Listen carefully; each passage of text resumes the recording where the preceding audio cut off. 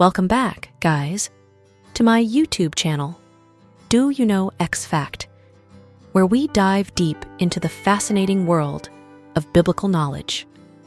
Today, we're continuing our journey through the Book of Bible series, and we're about to unravel the profound wisdom contained within the complete chapter of Deuteronomy.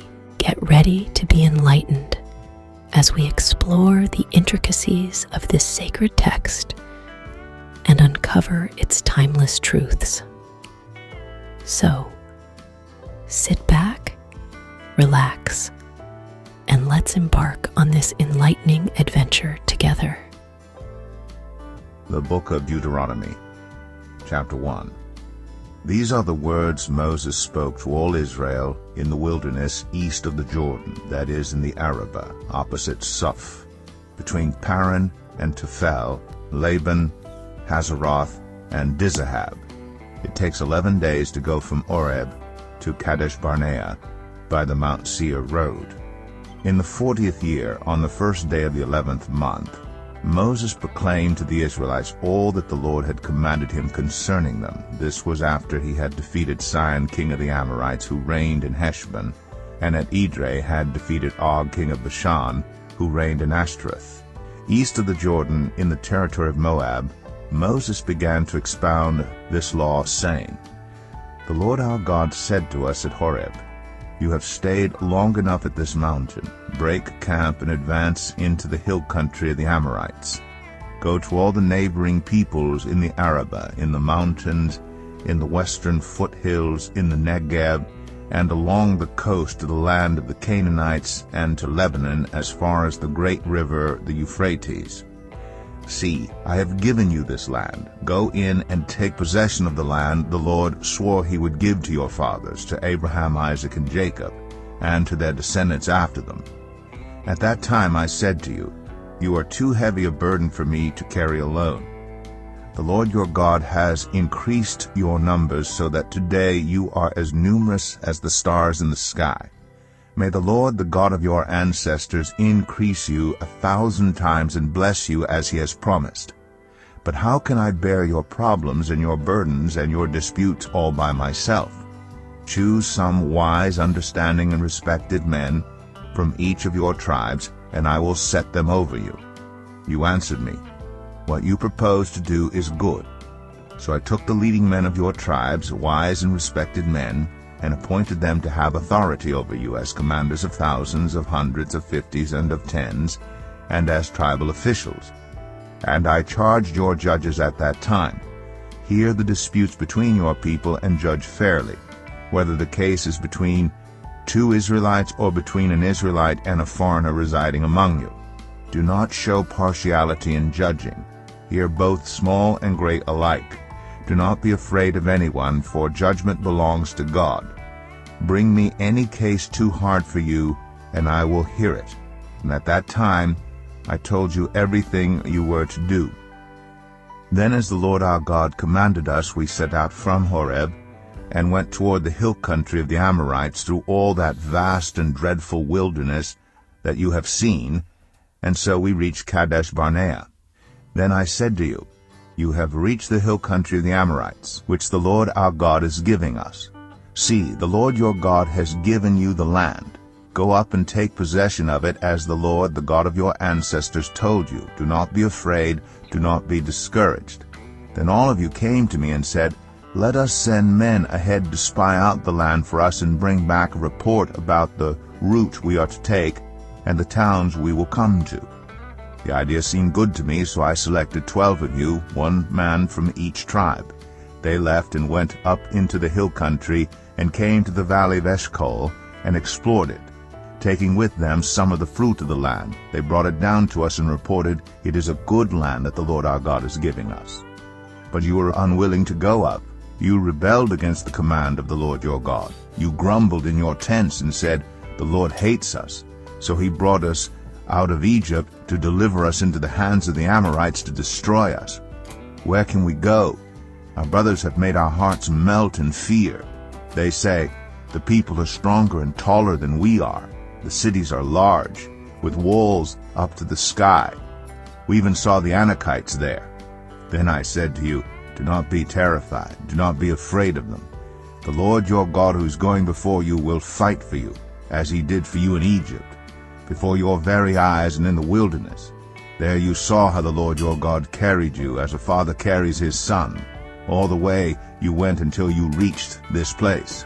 In spite of this, you did not trust in the Lord your God, who went ahead of you on your journey, in fire by night and in a cloud by day, to search out places for you to camp and to show you the way you should go. When the Lord heard what you said, he was angry and solemnly swore, no one from this evil generation shall see the good land I swore to give your ancestors, except Caleb son of Jephunneh. He will see it, and I will give him and his descendants the land he set his feet on, because he followed the Lord wholeheartedly. Because of you, the Lord became angry with me also and said, you shall not enter it either. But your assistant Joshua son of Nun will enter it. Encourage him, because he will lead Israel to inherit it. And the little ones that you said would be taken captive, your children who do not yet know good from bad, they will enter the land. I will give it to them, and they will take possession of it. But as for you, turn around and set out toward the desert along the route to the Red Sea. Then you replied, we have sinned against the Lord. We will go up and fight, as the Lord our God commanded us. So every one of you put on his weapons, thinking it easy to go up into the hill country.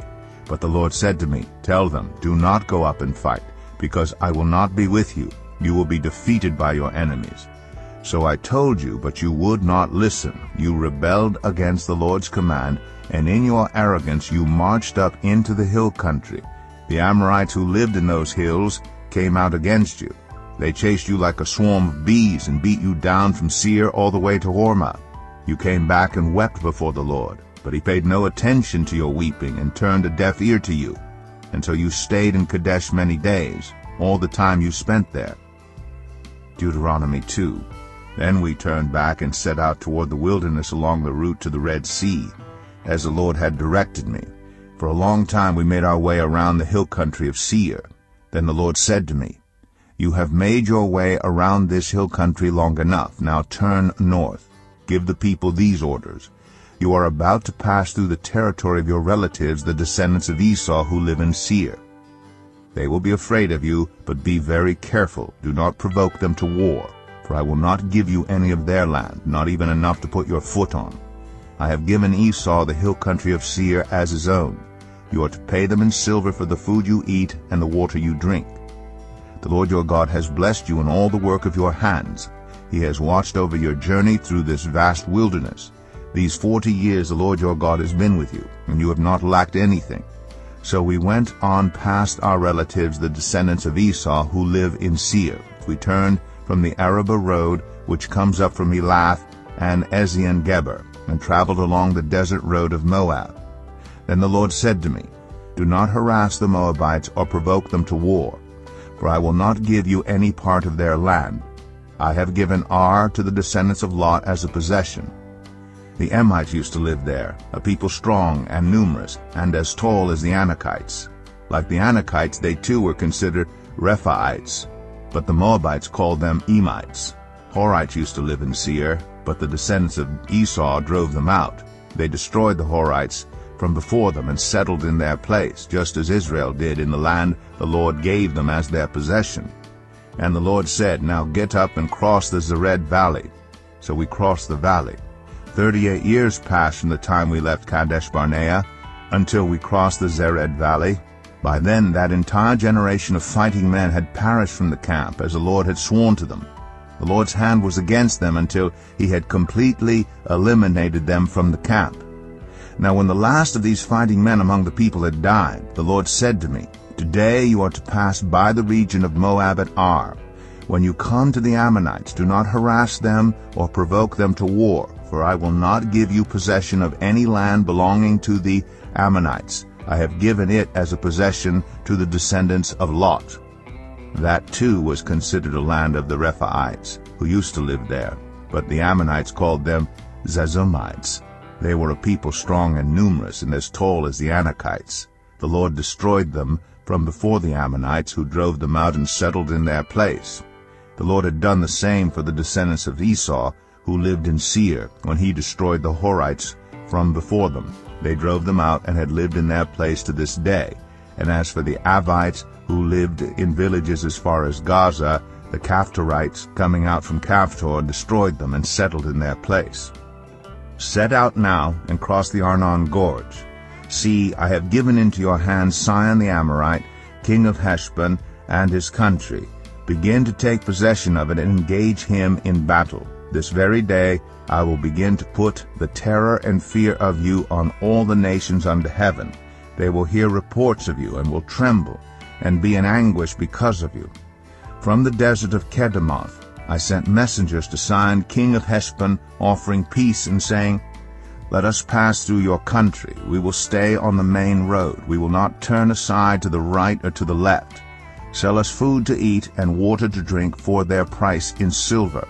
Only let us pass through on foot, as the descendants of Esau who live in Seir and the Moabites who live in Ar did for us, until we cross the Jordan into the land the Lord our God is giving us. But Sihon, king of Heshbon, refused to let us pass through, for the Lord your God had made his spirit stubborn, and his heart obstinate, in order to give him into your hands, as he has now done. The Lord said to me, See, I have begun to deliver Sihon and his country over to you. Now begin to conquer and possess his land.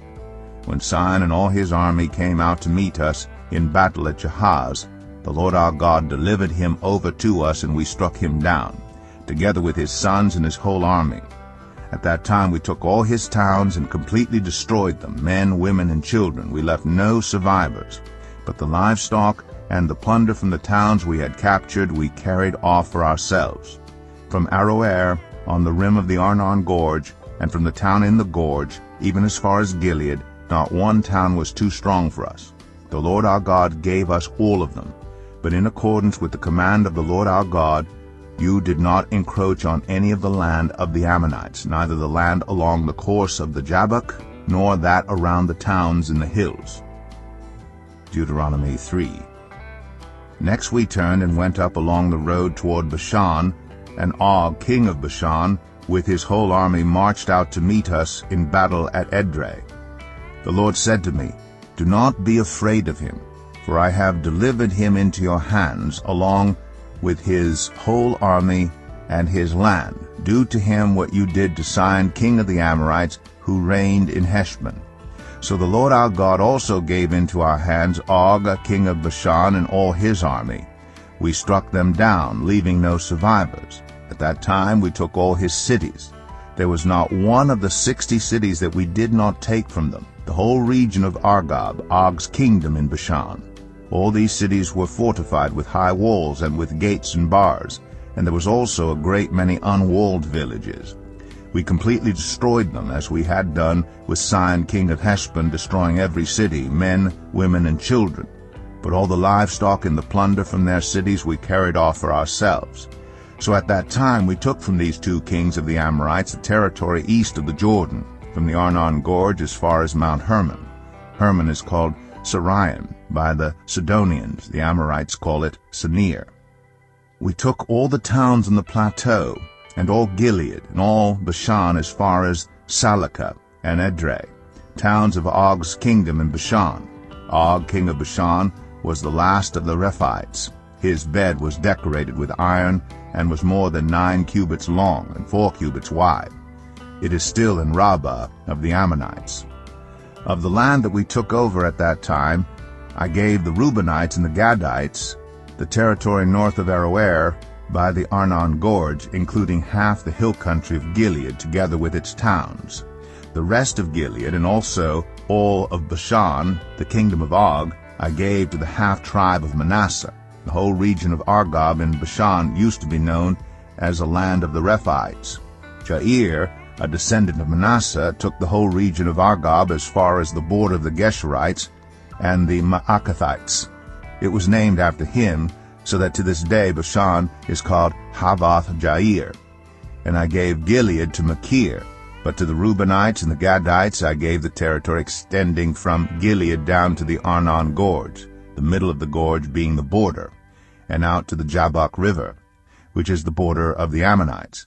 Its western border was the Jordan in the Arabah, from Kinnereth to the Sea of the Arabah, that is, the Dead Sea, below the slopes of Pisgah. I commanded you at that time, the Lord your God has given you this land to take possession of it. But all your able-bodied men, armed for battle, must cross over ahead of the other Israelites. However, your wives, your children, and your livestock, I know you have much livestock, may stay in the towns I have given you until the Lord gives rest to your fellow Israelites as he has to you. And they too have taken over the land that the Lord your God is giving them across the Jordan. After that, each of you may go back to the possession I have given you. At that time I commanded Joshua, you have seen with your own eyes all that the Lord your God has done to these two kings. The Lord will do the same to all the kingdoms over there where you are going. Do not be afraid of them. The Lord your God himself will fight for you. At that time I pleaded with the Lord, Sovereign Lord, you have begun to show to your servant your greatness and your strong hand. For what God is there in heaven or on earth who can do the deeds and mighty works you do? Let me go over and see the good land beyond the Jordan, that fine hill country and Lebanon. But because of you the Lord was angry with me and would not listen to me. That is enough, the Lord said. Do not speak to me any more about this matter. Go up to the top of Pisgah and look west and north and south and east. Look at the land with your own eyes, since you are not going to cross this Jordan. But commission Joshua and encourage and strengthen him, for he will lead this people across and will cause them to inherit the land that you will see.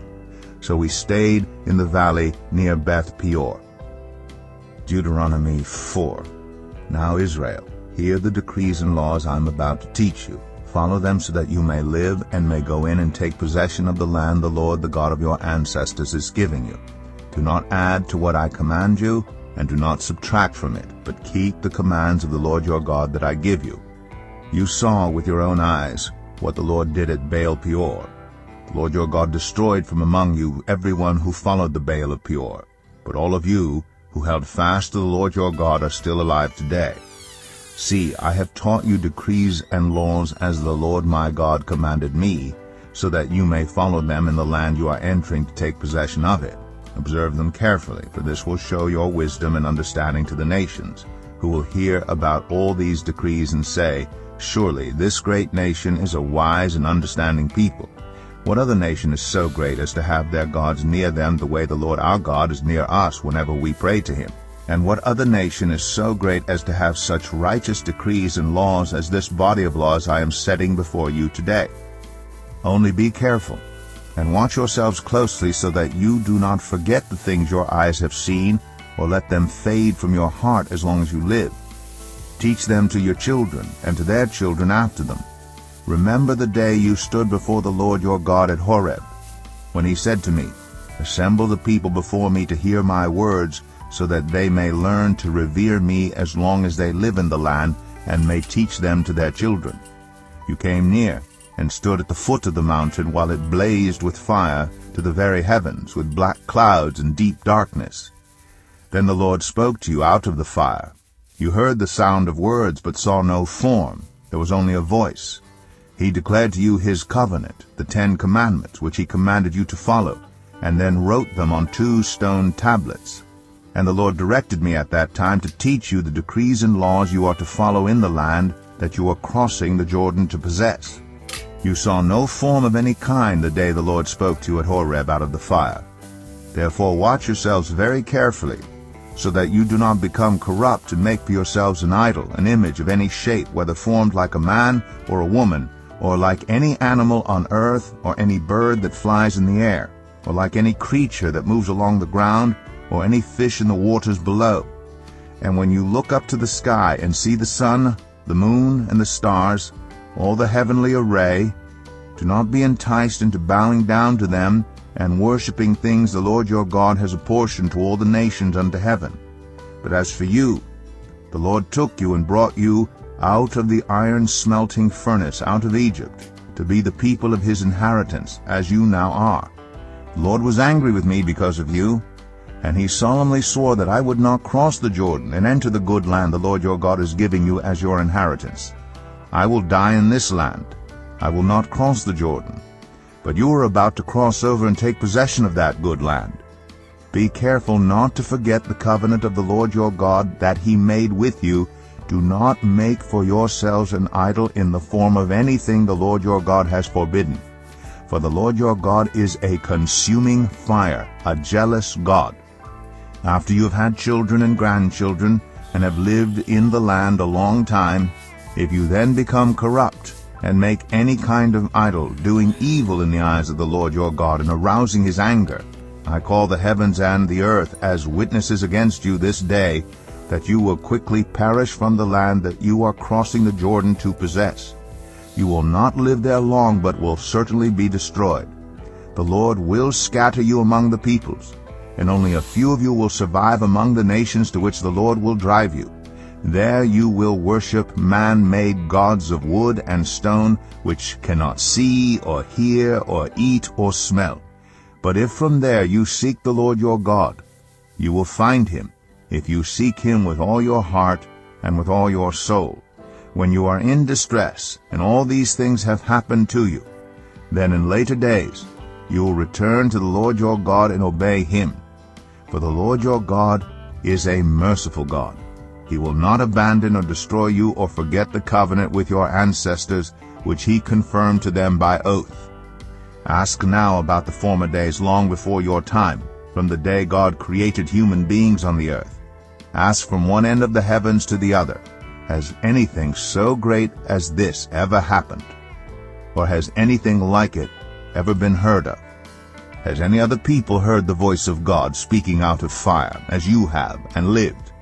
Has any God ever tried to take for himself one nation out of another nation, by testings, by signs and wonders, by war, by a mighty hand and an outstretched arm, or by great and awesome deeds, like all the things the Lord your God did for you in Egypt before your very eyes?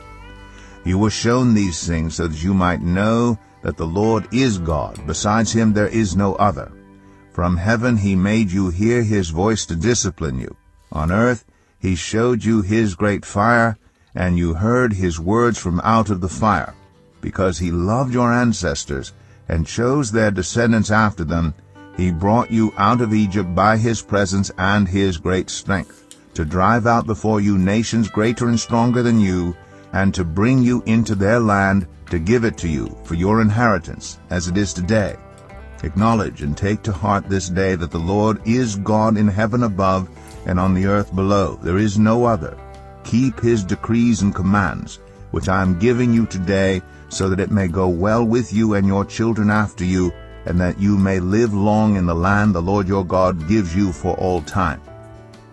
Then Moses set aside 3 cities east of the Jordan, to which anyone who had killed a person could flee if they had unintentionally killed a neighbor without malice aforethought. They could flee into one of these cities and save their life. The cities were these: Bezer in the wilderness plateau for the Reubenites, Ramoth in Gilead for the Gadites, and Golan in Bashan for the Manassites. This is the law Moses set before the Israelites. These are the stipulations, decrees, and laws Moses gave them when they came out of Egypt and were in the valley near Beth Peor, east of the Jordan, in the land of Sihon, king of the Amorites, who reigned in Heshbon and was defeated by Moses and the Israelites as they came out of Egypt. They took possession of his land and the land of Og, king of Bashan, the 2 Amorite kings east of the Jordan. This land extended from Aroer on the rim of the Arnon Gorge to Mount Sirion, that is Hermon, and included all the Arabah east of the Jordan, as far as the Dead Sea, below the slopes of Pisgah.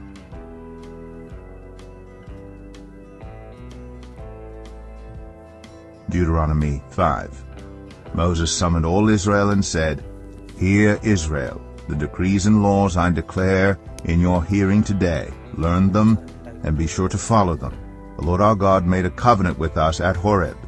It was not with our ancestors that the Lord made this covenant, but with us, with all of us who are alive here today.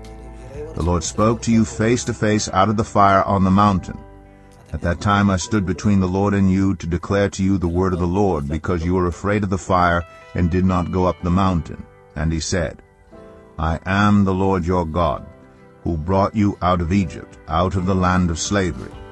You shall have no other gods before me. You shall not make for yourself an image in the form of anything in heaven above, or on the earth beneath, or in the waters below. You shall not bow down to them, or worship them. For I, the Lord your God, am a jealous God, punishing the children for the sin of the parents to the third and fourth generation of those who hate me, but showing love to 1,000 generations of those who love me and keep my commandments. You shall not misuse the name of the Lord your God, for the Lord will not hold anyone guiltless who misuses his name. Observe the Sabbath day by keeping it holy, as the Lord your God has commanded you. 6 days you shall labor and do all your work. But the seventh day is a Sabbath to the Lord your God. On it you shall not do any work, neither you, nor your son or daughter, nor your male or female servant, nor your ox, your donkey, or any of your animals, nor any foreigner residing in your towns, so that your male and female servants may rest as you do. Remember that you were slaves in Egypt, and that the Lord your God brought you out of there with a mighty hand and an outstretched arm. Therefore the Lord your God has commanded you to observe the Sabbath day.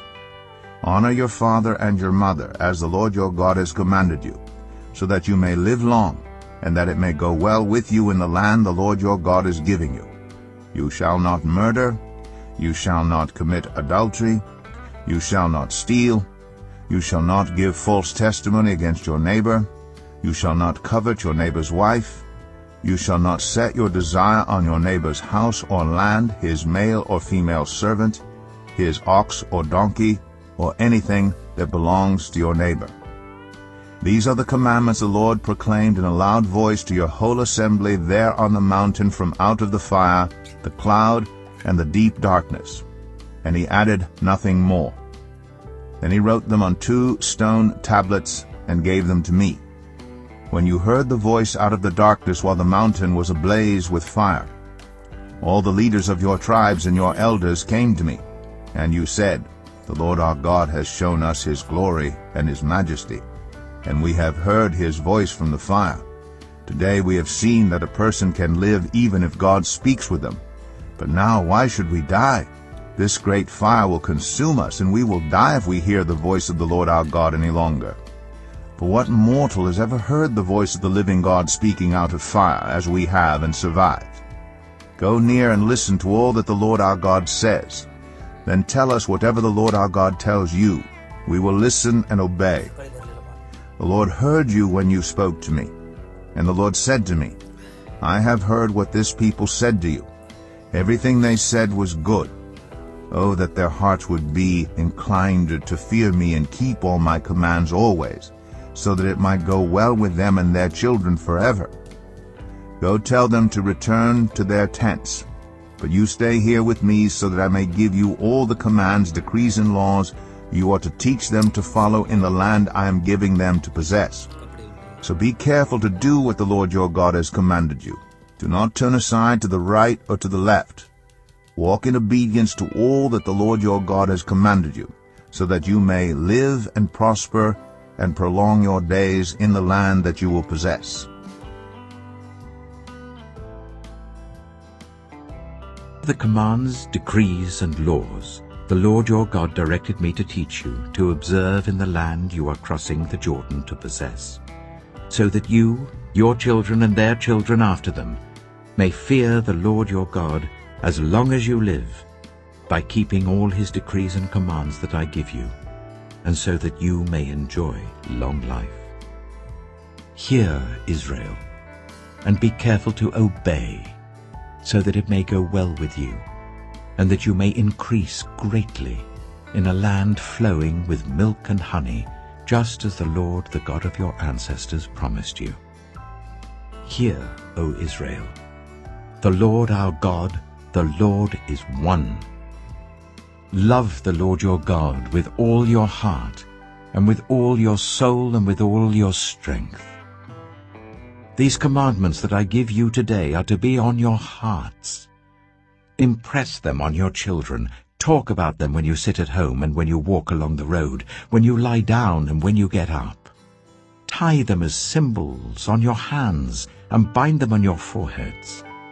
Write them on the door frames of your houses and on your gates.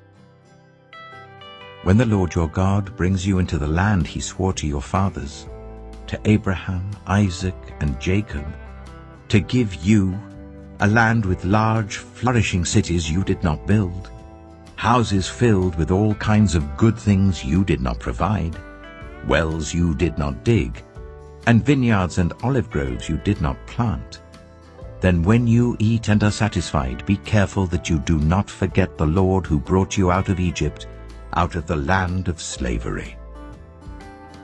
Fear the Lord your God. Serve him only, and take your oaths in his name. Do not follow other gods, the gods of the peoples around you. For the Lord your God who is among you is a jealous God, and his anger will burn against you, and he will destroy you from the face of the land. Do not put the Lord your God to test as you did at Massah. Be sure to keep the commands of the Lord your God and the stipulations and decrees he has given you. Do what is right and good in the Lord's sight, so that it may go well with you, and you may go in and take over the good land that the Lord promised on oath to your ancestors, thrusting out all your enemies before you, as the Lord said. In the future, when your son asks you, "What is the meaning of the stipulations, decrees, and laws the Lord our God has commanded you?" tell him, "We were slaves of Pharaoh in Egypt. But the Lord brought us out of Egypt with a mighty hand. Before our eyes the Lord sent signs and wonders, great and terrible, on Egypt and Pharaoh and his whole household. But he brought us out from there, to bring us in and give us the land that he promised on oath to our ancestors. The Lord commanded us to obey all these decrees and to fear the Lord our God, so that we might always prosper and be kept alive, as is the case today. And if we are careful to obey all this law before the Lord our God, as he has commanded us, that will be our righteousness." Deuteronomy chapter 7. When the Lord your God brings you into the land you are entering to possess, and drives out before you many nations, the Hittites, Girgashites, Amorites, Canaanites, Perizzites, Hivites, and Jebusites, 7 nations larger and stronger than you, and when the Lord your God has delivered them over to you and you have defeated them, then you must destroy them totally. Make no treaty with them, and show them no mercy. Do not intermarry with them. Do not give your daughters to their sons, or take their daughters for your sons, for they will turn your children away from following me to serve other gods, and the Lord's anger will burn against you and will quickly destroy you. This is what you are to do to them. Break down their altars, smash their sacred stones, cut down their Asherah poles, and burn their idols in the fire. For you are a people holy to the Lord your God. The Lord your God has chosen you out of all the peoples on the face of the earth to be his people, his treasured possession. The Lord did not set his affection on you and choose you because you were more numerous than other peoples, for you were the fewest of all peoples. But it was because the Lord loved you and kept the oath he swore to your ancestors, that he brought you out with a mighty hand and redeemed you from the land of slavery, from the power of Pharaoh, king of Egypt. Know therefore that the Lord your God is God. He is the faithful God, keeping his covenant of love to 1,000 generations of those who love him and keep his commandments. But those who hate him, he will repay to their face by destruction. He will not be slow to repay to their face those who hate him. Therefore take care to follow the commands, decrees, and laws I give you today. If you pay attention to these laws and are careful to follow them, then the Lord your God will keep his covenant of love with you as he swore to your ancestors.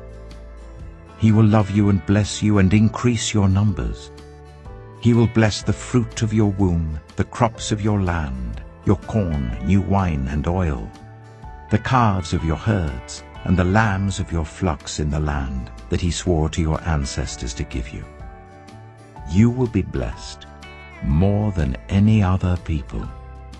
None of your men or women will be childless, nor any of your livestock without young. The Lord will keep you free from every disease. He will not inflict on you the horrible diseases you knew in Egypt, but he will inflict them on all who hate you. You must destroy all the peoples the Lord your God gives over to you. Do not look on them with pity, and do not serve their gods, for that will be a snare to you. You may say to yourselves, "These nations are stronger than we are. How can we drive them out?" But do not be afraid of them. Remember well what the Lord your God did to Pharaoh and to all Egypt. You saw with your own eyes the great trials, the signs and wonders, the mighty hand and outstretched arm with which the Lord your God brought you out. The Lord your God will do the same to all the peoples you now fear. Moreover, the Lord your God will send the hornet among them until even the survivors who hide from you have perished. Do not be terrified by them, for the Lord your God who is among you is a great and awesome God. The Lord your God will drive out those nations before you little by little. You will not be allowed to eliminate them all at once, or the wild animals will multiply around you. But the Lord your God will deliver them over to you, throwing them into great confusion until they are destroyed. He will give their kings into your hand, and you will wipe out their names from under heaven. No one will be able to stand up against you. You will destroy them. The images of their gods you are to burn in the fire. Do not covet the silver and gold on them, and do not take it for yourselves, or you will be ensnared by it, for it is detestable to the Lord your God. Do not bring a detestable thing into your house, or you, like it, will be set apart for destruction. Regard it as vile and utterly detest it, for it is set apart for destruction.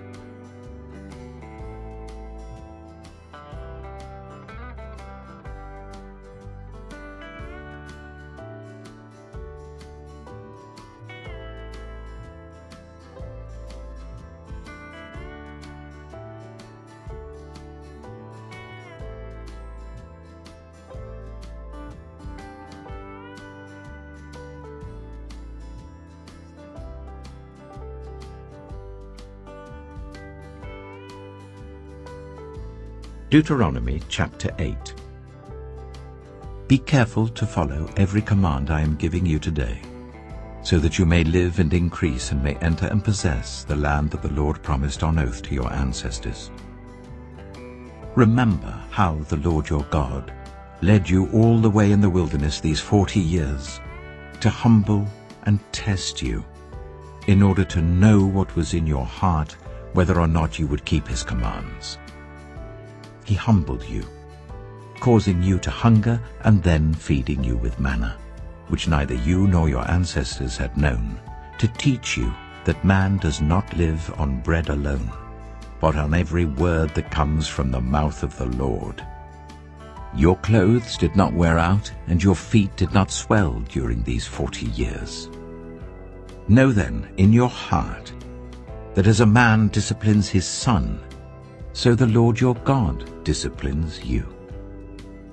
Observe the commands of the Lord your God, walking in obedience to him and revering him. For the Lord your God is bringing you into a good land, a land with brooks, streams, and deep springs gushing out into the valleys and hills, a land with wheat and barley, vines and fig trees, pomegranates, olive oil and honey.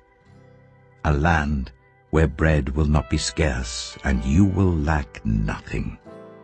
A land where the rocks are iron, and you can dig copper out of the hills. When you have eaten and are satisfied, praise the Lord your God for the good land he has given you.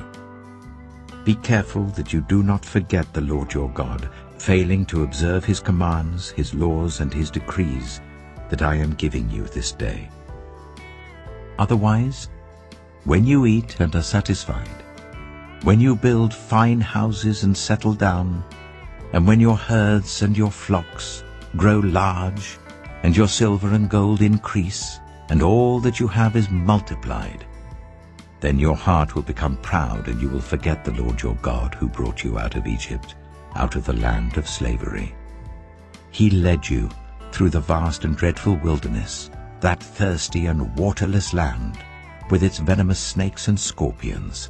He brought you water out of hard rock. He gave you manna to eat in the wilderness, something your ancestors had never known, to humble and test you, so that in the end it might go well with you. You may say to yourself, "My power and the strength of my hands have produced this wealth for me." But remember the Lord your God, for it is he who gives you the ability to produce wealth, and so confirms his covenant, which he swore to your ancestors, as it is today. If you ever forget the Lord your God, and follow other gods and worship and bow down to them, I testify against you today that you will surely be destroyed. Like the nations the Lord destroyed before you, so you will be destroyed, for not obeying the Lord your God. Deuteronomy chapter 9. Hear, Israel, you are now about to cross the Jordan to go in and dispossess nations greater and stronger than you, with large cities that have walls up to the sky. The people are strong and tall, Anakites. You know about them, and have heard it said, "Who can stand up against the Anakites?" But be assured today that the Lord your God is the one who goes across ahead of you, like a devouring fire. He will destroy them. He will subdue them before you, and you will drive them out and annihilate them quickly, as the Lord has promised you.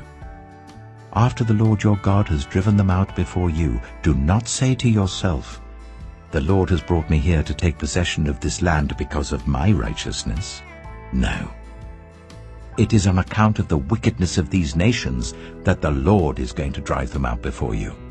It is not because of your righteousness or your integrity that you are going in to take possession of their land, but on account of the wickedness of these nations, the Lord your God will drive them out before you, to accomplish what he swore to your fathers, to Abraham, Isaac, and Jacob. Understand then that it is not because of your righteousness that the Lord your God is giving you this good land to possess, for you are a stiff-necked people.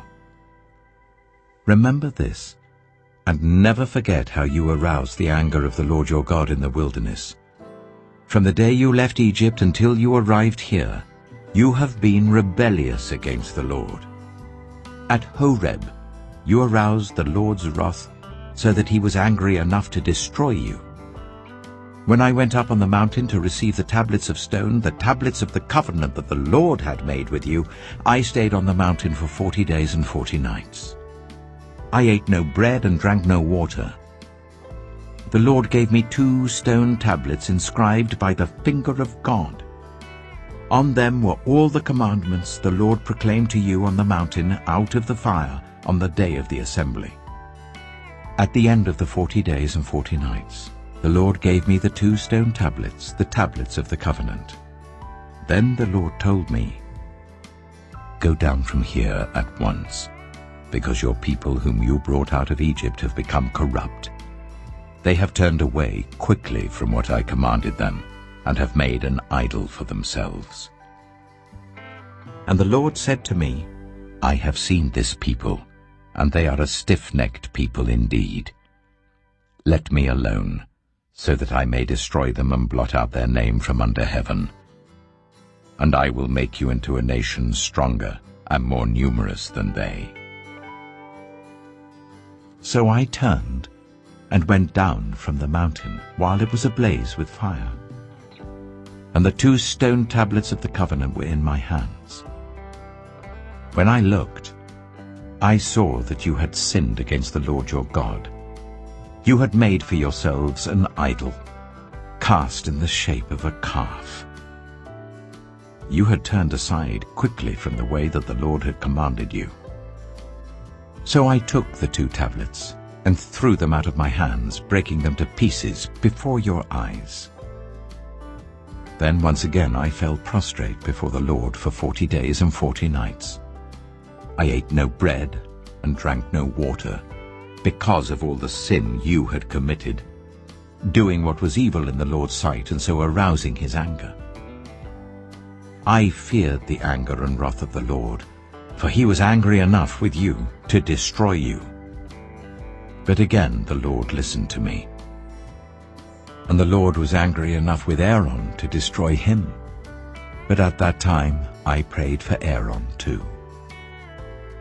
Also, I took that sinful thing of yours, the calf you had made, and burned it in the fire. Then I crushed it and ground it to powder as fine as dust, and threw the dust into a stream that flowed down the mountain. You also made the Lord angry at Taberah, at Massa, and at Kibroth-Hattaavah. And when the Lord sent you out from Kadesh-Barnea, he said, "Go up and take possession of the land I have given you." But you rebelled against the command of the Lord your God. You did not trust him or obey him. You have been rebellious against the Lord ever since I have known you. I lay prostrate before the Lord those 40 days and 40 nights because the Lord had said he would destroy you. I prayed to the Lord and said, "Sovereign Lord, do not destroy your people, your own inheritance, that you redeemed by your great power and brought out of Egypt with a mighty hand. Remember your servants Abraham, Isaac, and Jacob. Overlook the stubbornness of this people, their wickedness and their sin. Otherwise, the country from which you brought us will say, because the Lord was not able to take them into the land he had promised them, and because he hated them, he brought them out to put them to death in the wilderness. But they are your people, your inheritance, that you brought out by your great power and your outstretched arm." Deuteronomy chapter 10. At that time, the Lord said to me, "Chisel out 2 stone tablets like the first ones and come up to me on the mountain. Also make a wooden ark. I will write on the tablets the words that were on the first tablets which you broke. Then you are to put them in the ark." So I made the ark out of acacia wood and chiseled out 2 stone tablets like the first ones, and I went up on the mountain with the 2 tablets in my hands. The Lord wrote on these tablets what he had written before, the 10 commandments he had proclaimed to you on the mountain out of the fire on the day of the assembly. And the Lord gave them to me. Then I came back down the mountain and put the tablets in the ark I had made, as the Lord commanded me, and they are there now. The Israelites traveled from the wells of Bene-Jaakan to Mosera. There Aaron died and was buried, and Eleazar his son succeeded him as priest. From there they traveled to Gudgodah and on to Jotbathah, a land with streams of water. At that time the Lord set apart the tribe of Levi to carry the ark of the covenant of the Lord, to stand before the Lord to minister and to pronounce blessings in his name, as they still do today. That is why the Levites have no share or inheritance among their fellow Israelites. The Lord is their inheritance, as the Lord your God told them. Now I had stayed on the mountain for 40 days and 40 nights, as I did the first time, and the Lord listened to me at this time also. It was not his will to destroy you. Go, the Lord said to me, and lead the people on their way, so that they may enter and possess the land that I swore to their ancestors to give them. And now, Israel, what does the Lord your God ask of you but to fear the Lord your God, to walk in obedience to him, to love him, to serve the Lord your God with all your heart and with all your soul, and to observe the Lord's commands and decrees that I am giving you today for your own good. To the Lord your God belong the heavens, even the highest heavens, the earth, and everything in it. Yet the Lord set his affection on your ancestors and loved them, and he chose you, their descendants, above all the nations. As it is today, circumcise your hearts, therefore, and do not be stiff-necked any longer. For the Lord your God is God of gods and Lord of lords, the great God, mighty and awesome, who shows no partiality and accepts no bribes. He defends the cause of the fatherless and the widow, and loves the foreigner residing among you, giving them food and clothing. And you are to love those who are foreigners, for you yourselves were foreigners in Egypt. Fear the Lord your God and serve him. Hold fast to him, and take your oaths in his name. He is your praise. He is your God, who performed for you those great and awesome wonders you saw with your own eyes. Your ancestors, who went down into Egypt, were 70 in all. And now the Lord your God has made you as numerous as the stars in the sky.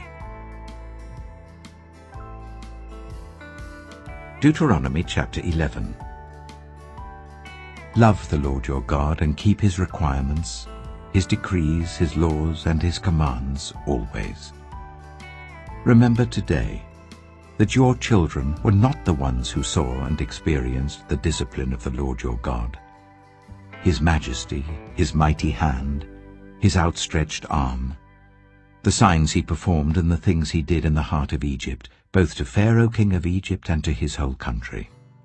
What he did to the Egyptian army, to its horses and chariots, how he overwhelmed them with the waters of the Red Sea as they were pursuing you, and how the Lord brought lasting ruin on them. It was not your children who saw what he did for you in the wilderness until you arrived at this place, and what he did to Dathan and Abiram, sons of Eliab the Reubenite, when the earth opened its mouth right in the middle of all Israel and swallowed them up with their households, their tents, and every living thing that belonged to them. But it was your own eyes that saw all these great things the Lord has done. Observe, therefore, all the commands I am giving you today, so that you may have the strength to go in and take over the land you are crossing the Jordan to possess, and so that you may live long in the land that the Lord swore to your ancestors, to give them and their descendants, a land flowing with milk and honey. The land you are entering to take over is not like the land of Egypt from which you have come, where you planted your seed and irrigated it by foot, as in a vegetable garden. But the land you are crossing the Jordan to take possession of is a land of mountains and valleys that drinks rain from heaven. It is a land the Lord your God cares for. The eyes of the Lord your God are continually on it from the beginning of the year to its end. So if you faithfully obey the commands I am giving you today, to love the Lord your God and to serve him with all your heart and with all your soul, then I will send rain on your land in its season, both autumn and spring rains, so that you may gather in your corn, new wine, and olive oil. I will provide grass in the fields for your cattle, and you will eat and be satisfied. Be careful, or you will be enticed to turn away and worship other gods and bow down to them. Then the Lord's anger will burn against you, and he will shut up the heavens so that it will not rain, and the ground will yield no produce, and you will soon perish from the good land the Lord is giving you. Fix these words of mine in your hearts and minds. Tie them as symbols on your hands and bind them on your foreheads. Teach them to your children, talking about them when you sit at home and when you walk along the road, when you lie down and when you get up. Write them on the door frames of your houses and on your gates, so that your days and the days of your children may be many in the land that the Lord swore to give your ancestors, as many as the days that the heavens are above the earth. If you carefully observe all these commands I am giving you to follow, to love the Lord your God, to walk in obedience to him and to hold fast to him, then the Lord will drive out all these nations before you, and you will dispossess nations larger and stronger than you. Every place where you set your foot will be yours. Your territory will extend from the desert to Lebanon, and from the river Euphrates to the Mediterranean Sea. No one will be able to stand against you. The Lord your God, as he promised you, will put the terror and fear of you on the whole land wherever you go. See, I am setting before you today a blessing and a curse. The blessing, if you obey the commands of the Lord your God that I'm giving you today. The curse, if you disobey the commands of the Lord your God, and turn from the way that I command you today by following other gods, which you have not known. When the Lord your God has brought you into the land you are entering to possess, you are to proclaim on Mount Gerizim the blessings, and on Mount Ebal the curses. As you know, these mountains are across the Jordan, westward towards the setting sun, near the great trees of Moreh, in the territory of those Canaanites living in the Arabah, in the vicinity of Gilgal. You are about to cross the Jordan to enter and take possession of the land the Lord your God is giving you. When you have taken it over and are living there, be sure that you obey all the decrees and laws I am setting before you today. Deuteronomy chapter 12. These are the decrees and laws you must be careful to follow in the land that the Lord, the God of your ancestors, has given you to possess, as long as you live in the land. Destroy completely all the places on the high mountains, on the hills, and under every spreading tree, where the nations you are dispossessing worship their gods. Break down their altars, smash their sacred stones, and burn their Asherah poles in the fire. Cut down the idols of their gods and wipe out their names from those places. You must not worship the Lord your God in their way. But you are to seek the place the Lord your God will choose from among all your tribes to put his name there for his dwelling. To that place you must go. There bring your burnt offerings and sacrifices, your tithes and special gifts, what you have vowed to give, and your freewill offerings, and the firstborn of your herds and flocks. There, in the presence of the Lord your God, you and your families shall eat and shall rejoice in everything you have put your hand to, because the Lord your God has blessed you. You are not to do, as we do here today, everyone doing as they see fit, since you have not yet reached the resting place and the inheritance the Lord your God is giving you. But you will cross the Jordan and settle in the land the Lord your God is giving you as an inheritance, and he will give you rest from all your enemies around you, so that you will live in safety. Then, to the place the Lord your God will choose as a dwelling for his name, there you are to bring everything I command you, your burnt offerings and sacrifices, your tithes and special gifts, and all the choice possessions you have vowed to the Lord. And there rejoice before the Lord your God, you, your sons and daughters, your male and female servants, and the Levites from your towns, who have no land allotted to them or any inheritance of their own. Be careful not to sacrifice your burnt offerings anywhere you please. Offer them only at the place the Lord will choose in one of your tribes, and there observe everything I command you. Nevertheless, you may slaughter your animals in any of your towns, and eat as much of the meat as you want, as if it were gazelle or deer, according to the blessing the Lord your God gives you. Both the ceremonially unclean and the clean may eat it. But you must not eat the blood. Pour it on the ground like water.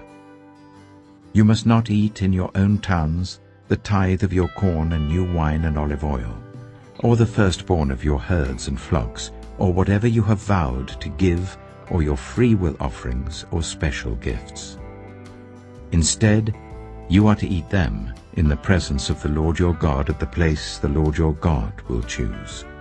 You, your sons and daughters, your male and female servants, and the Levites from your towns.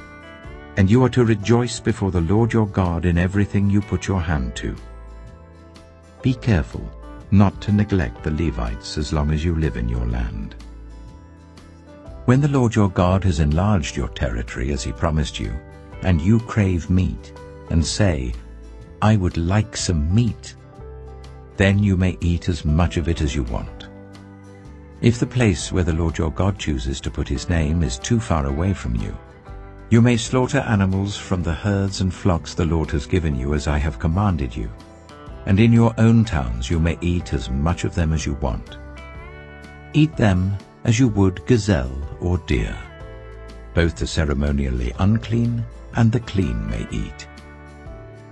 But be sure you do not eat the blood, because the blood is the life, and you must not eat the life with the meat. You must not eat the blood. Pour it on the ground like water. Do not eat it, so that it may go well with you and your children after you, because you will be doing what is right in the eyes of the Lord. But take your consecrated things, and whatever you have vowed to give, and go to the place the Lord will choose. Present your burnt offerings on the altar of the Lord your God, both the meat and the blood. The blood of your sacrifices must be poured beside the altar of the Lord your God, but you may eat the meat. Be careful to obey all these regulations I am giving you, so that it may always go well with you and your children after you, because you will be doing what is good and right in the eyes of the Lord your God. The Lord your God will cut off before you the nations you are about to invade and dispossess. But when you have driven them out and settled in their land, and after they have been destroyed before you, be careful not to be ensnared by inquiring about their gods, saying, How did these nations serve their gods? We will do the same. You must not worship the Lord your God in their way, because in worshipping their gods, they do all kinds of detestable things the Lord hates. They even burn their sons and daughters in the fire as sacrifices to their gods. See that you do all I command you. Do not add to it or take away from it. Deuteronomy chapter 13. If a prophet, or one who foretells by dreams, appears among you and announces to you a sign or wonder, and if the sign or wonder spoken of takes place, and the prophet says, Let us follow other gods, gods you have not known, and let us worship them, you must not listen to the words of that prophet or dreamer. The Lord your God is testing you to find out whether you love him with all your heart and with all your soul. It is the Lord your God you must follow, and him you must revere. Keep his commands and obey him, serve him and hold fast to him. That prophet or dreamer must be put to death for inciting rebellion against the Lord your God, who brought you out of Egypt and redeemed you from the land of slavery. That prophet or dreamer tried to turn you from the way the Lord your God commanded you to follow. You must purge the evil from among you. If your very own brother, or your son or daughter, or the wife you love, or your closest friend secretly entices you, saying, Let us go and worship other gods, gods that neither you nor your ancestors have known, gods of the peoples around you, whether near or far, from one end of the land to the other. Do not yield to them or listen to them. Show them no pity. Do not spare them or shield them. You must certainly put them to death. Your hand must be the first in putting them to death, and then the hands of all the people. Stone them to death, because they tried to turn you away from the Lord your God who brought you out of Egypt, out of the land of slavery. Then all Israel will hear and be afraid, and no one among you will do such an evil thing again. If you hear it said about one of the towns the Lord your God is giving you to live in, that troublemakers have arisen among you and have led the people of their town astray, saying, "Let us go and worship other gods, gods you have not known," then you must inquire, probe, and investigate it thoroughly.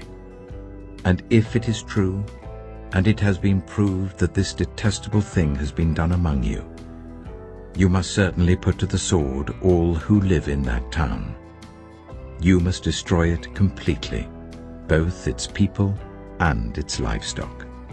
You are to gather all the plunder of the town into the middle of the public square, and completely burn the town and all its plunder as a whole burnt offering to the Lord your God. That town is to remain a ruin forever, never to be rebuilt, and none of the condemned things are to be found in your hands. Then the Lord will turn from his fierce anger, will show you mercy, and will have compassion on you. He will increase your numbers as he promised on oath to your ancestors, because you obey the Lord your God by keeping all his commands that I am giving you today, and doing what is right in his eyes. Deuteronomy chapter 14. You are the children of the Lord your God. Do not cut yourselves, or shave the front of your heads for the dead, for you are a people holy to the Lord your God. Out of all the peoples on the face of the earth, the Lord has chosen you to be his treasured possession. Do not eat any detestable thing. These are the animals you may eat: the ox, the sheep, the goat, the deer, the gazelle, the roe deer, the wild goat, the ibex, the antelope, and the mountain sheep. You may eat any animal that has a divided hoof and that chews the cud. However, of those that chew the cud or that have a divided hoof, you may not eat the camel, the hare, or the hyrax. Although they chew the cud, they do not have a divided hoof. They are ceremonially unclean for you. The pig is also unclean. Although it has a divided hoof, it does not chew the cud. You are not to eat their meat or touch their carcasses. Of all the creatures living in the water, you may eat any that has fins and scales. But anything that does not have fins and scales you may not eat. For you it is unclean. You may eat any clean bird, but these you may not eat: the eagle, the vulture, the black vulture, the red kite, the black kite, any kind of falcon, any kind of raven, the horned owl, the screech owl, the gull, any kind of hawk, the little owl, the great owl, the white owl, the desert owl, the osprey, the cormorant, the stork, any kind of heron, the hoopoe, and the bat. All flying insects are unclean to you. Do not eat them. But any winged creature that is clean you may eat. Do not eat anything you find already dead. You may give it to the foreigner residing in any of your towns, and they may eat it, or you may sell it to any other foreigner. But you are a people holy to the Lord your God. Do not cook a young goat in its mother's milk. Be sure to set aside 1/10 of all that your fields produce each year. Eat the tithe of your corn, new wine and olive oil, and the firstborn of your herds and flocks in the presence of the Lord your God, at the place he will choose as a dwelling for his name, so that you may learn to revere the Lord your God always. But if that place is too distant, and you have been blessed by the Lord your God and cannot carry your tithe, because the place where the Lord will choose to put his name is so far away, Then exchange your tithe for silver, and take the silver with you and go to the place the Lord your God will choose. Use the silver to buy whatever you like, cattle, sheep, wine, or other fermented drink, or anything you wish. Then you and your household shall eat there in the presence of the Lord your God and rejoice. And do not neglect the Levites living in your towns, for they have no land allotted to them, or any inheritance of their own.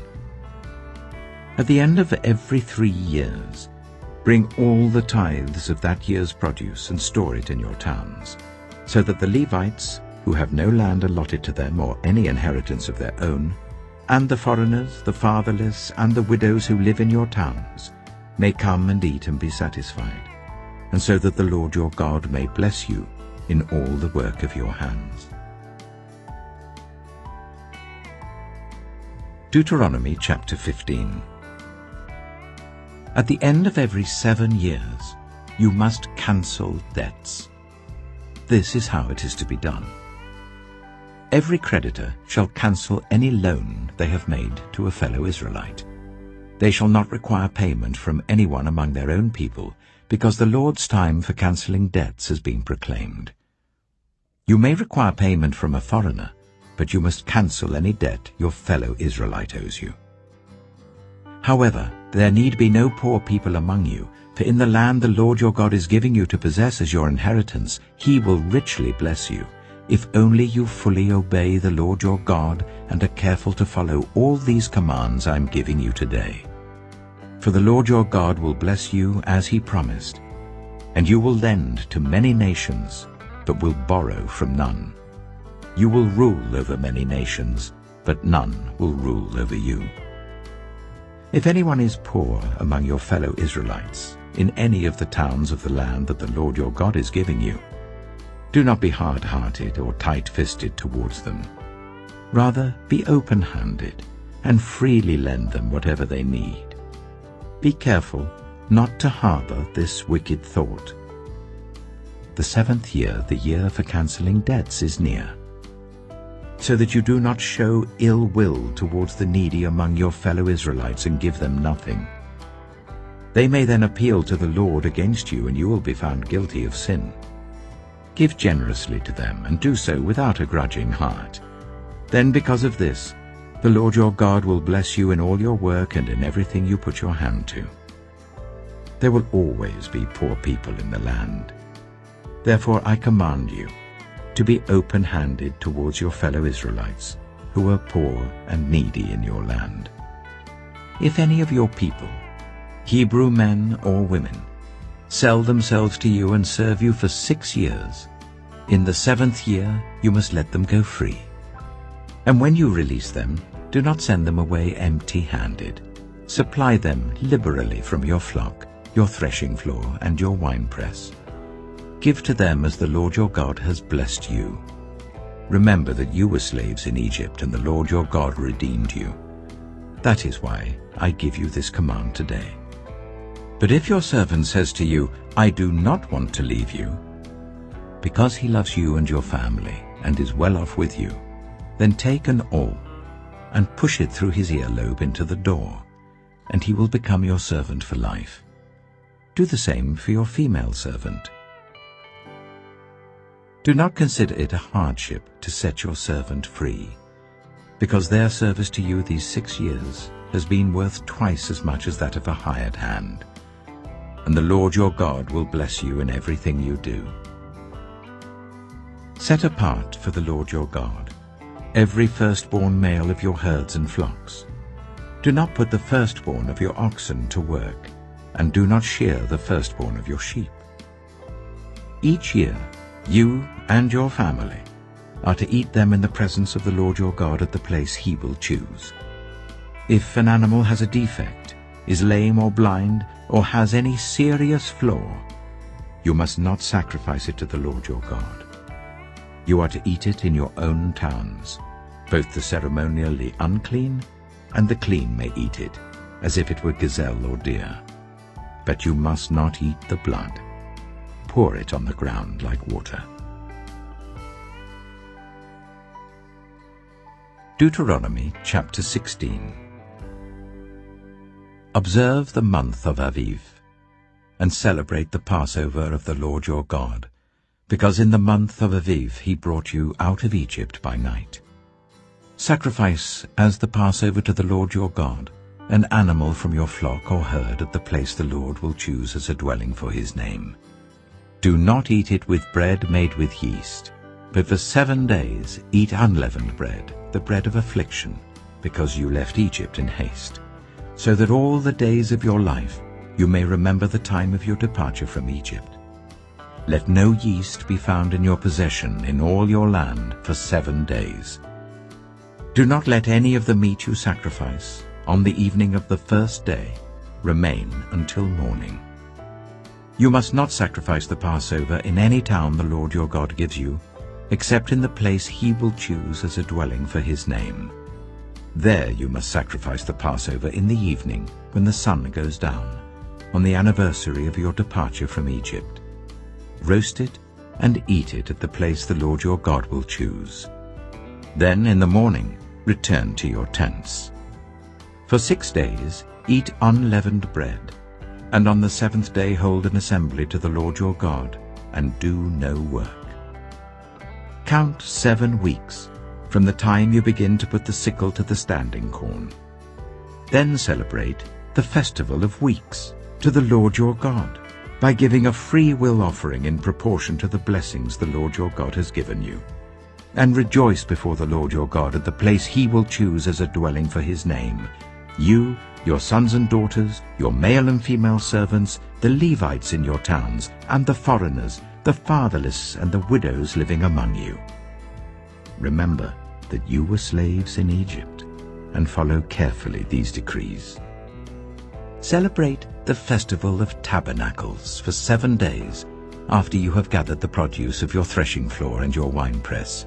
Be joyful at your festival, you, your sons and daughters, your male and female servants, and the Levites, the foreigners, the fatherless and the widows who live in your towns. For 7 days celebrate the festival to the Lord your God at the place the Lord will choose.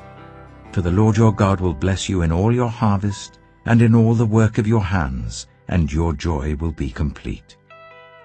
3 times a year all your men must appear before the Lord your God at the place he will choose, at the festival of unleavened bread, the festival of weeks, and the festival of tabernacles. No one should appear before the Lord empty-handed. Each of you must bring a gift in proportion to the way the Lord your God has blessed you. Appoint judges and officials for each of your tribes in every town the Lord your God is giving you, and they shall judge the people fairly. Do not pervert justice or show partiality. Do not accept a bribe, for a bribe blinds the eyes of the wise and twists the words of the innocent. Follow justice and justice alone, so that you may live and possess the land the Lord your God is giving you. Do not set up any wooden Asherah pole beside the altar you build to the Lord your God, and do not erect a sacred stone, for these the Lord your God hates. Deuteronomy chapter 17. Do not sacrifice to the Lord your God an ox or a sheep that has any defect or flaw in it, for that would be detestable to him. If a man or woman living among you in one of the towns the Lord gives you is found doing evil in the eyes of the Lord your God, in violation of his covenant, and contrary to my command, has worshipped other gods, bowing down to them, or to the sun, or the moon, or the stars in the sky, and this has been brought to your attention, then you must investigate it thoroughly. If it is true, and it has been proved that this detestable thing has been done in Israel, take the man or woman who has done this evil deed to your city gate, and stone that person to death. On the testimony of 2 or 3 witnesses a person is to be put to death, but no one is to be put to death on the testimony of only 1 witness. The hands of the witnesses must be the first in putting that person to death, and then the hands of all the people. You must purge the evil from among you. If cases come before your courts that are too difficult for you to judge, whether bloodshed, lawsuits, or assaults, take them to the place the Lord your God will choose. Go to the Levitical priests and to the judge who is in office at that time. Inquire of them, and they will give you the verdict. You must act according to the decisions they give you at the place the Lord will choose. Be careful to do everything they instruct you to do. Act according to whatever they teach you and the decisions they give you. Do not turn aside from what they tell you to the right or to the left. Anyone who shows contempt for the judge or for the priest who stands ministering there to the Lord your God is to be put to death. You must purge the evil from Israel. All the people will hear and be afraid, and will not be contemptuous again. When you enter the land the Lord your God is giving you, and have taken possession of it and settled in it, and you say, "Let us set a king over us like all the nations around us," be sure to appoint over you a king the Lord your God chooses. He must be from among your fellow Israelites. Do not place a foreigner over you, one who is not an Israelite. The king, moreover, must not acquire great numbers of horses for himself, or make the people return to Egypt to get more of them. For the Lord has told you, you are not to go back that way again. He must not take many wives, or his heart will be led astray. He must not accumulate large amounts of silver and gold. When he takes the throne of his kingdom, he is to write for himself on a scroll a copy of this law, taken from that of the Levitical priests. It is to be with him, and he is to read it all the days of his life, so that he may learn to revere the Lord his God and follow carefully all the words of this law and these decrees, and not consider himself better than his fellow Israelites, and turn from the law to the right or to the left. Then he and his descendants will reign a long time over his kingdom in Israel. Deuteronomy chapter 18. The Levitical priests, indeed the whole tribe of Levi, are to have no land allotted to them or any inheritance with Israel. They shall live on the food offerings presented to the Lord, for that is their inheritance. They shall have no inheritance among their fellow Israelites. The Lord is their inheritance, as he promised them. This is the share due to the priests from the people who sacrifice a bull or a sheep: the shoulder, the internal organs, and the meat from the head. You are to give them the first fruits of your corn, new wine, and olive oil, and the first wool from the shearing of your sheep. For the Lord your God has chosen them and their descendants out of all your tribes to stand and minister in the Lord's name always. If a Levite moves from one of your towns anywhere in Israel where he is living, and comes in all earnestness to the place the Lord will choose, he may minister in the name of the Lord his God like all his fellow Levites, who serve there in the presence of the Lord. He is to share equally in their benefits, even though he has received money from the sale of family possessions. When you enter the land the Lord your God is giving you, do not learn to imitate the detestable ways of the nations there. Let no one be found among you who sacrifices their son or daughter in the fire, who practices divination or sorcery, interprets omens, engages in witchcraft, or casts spells, or who is a medium or spiritist, or who consults the dead. Anyone who does these things is detestable to the Lord. Because of these same detestable practices, the Lord your God will drive out those nations before you. You must be blameless before the Lord your God. The nations you will dispossess listen to those who practice sorcery or divination. But as for you, the Lord your God has not permitted you to do so. The Lord your God will raise up for you a prophet like me from among you, from your fellow Israelites. You must listen to him. For this is what you asked of the Lord your God at Horeb, on the day of the assembly, when you said, "Let us not hear the voice of the Lord our God, nor see this great fire any more, or we will die." The Lord God said to me, "What they say is good. I will raise up for them a prophet like you from among their fellow Israelites, and I will put my words in his mouth. He will tell them everything I command him. I myself will call to account anyone who does not listen to my words that the prophet speaks in my name. But a prophet who presumes to speak in my name anything I have not commanded, or a prophet who speaks in the name of other gods, is to be put to death." You may say to yourselves, "How can we know when a message has not been spoken by the Lord? If what a prophet proclaims in the name of the Lord does not take place or come true, that is a message the Lord has not spoken. That prophet has spoken presumptuously, so do not be alarmed." Deuteronomy chapter 19. When the Lord your God has destroyed the nations whose land he is giving you, and when you have driven them out and settled in their towns and houses, then set aside for yourselves 3 cities in the land the Lord your God is giving you to possess. Determine the distances involved, and divide into 3 parts the land the Lord your God is giving you as an inheritance, so that a person who kills someone may flee for refuge to one of these cities. This is the rule concerning anyone who kills a person and flees there for safety.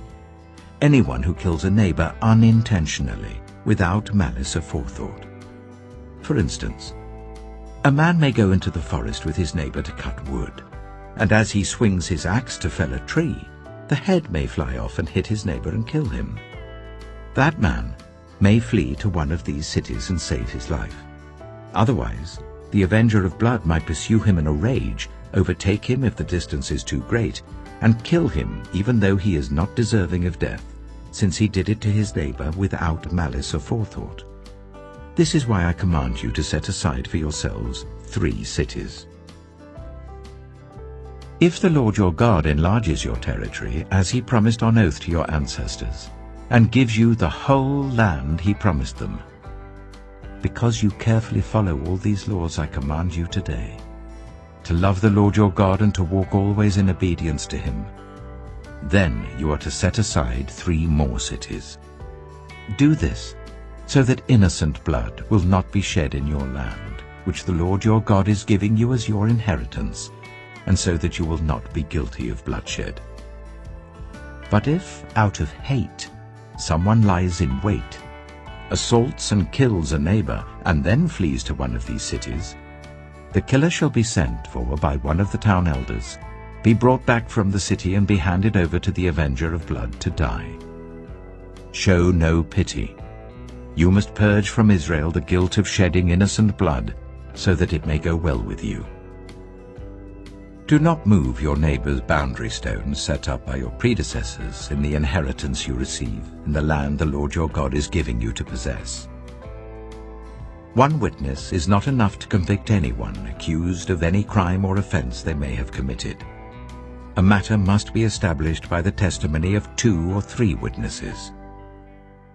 If a malicious witness takes the stand to accuse someone of a crime, the 2 people involved in the dispute must stand in the presence of the Lord before the priests and the judges who are in office at the time. The judges must make a thorough investigation, and if the witness proves to be a liar, giving false testimony against a fellow Israelite, then do to the false witness as that witness intended to do to the other party. You must purge the evil from among you. The rest of the people will hear of this and be afraid, and never again will such an evil thing be done among you. Show no pity. Life for life, eye for eye, tooth for tooth, hand for hand, foot for foot. Deuteronomy chapter 20.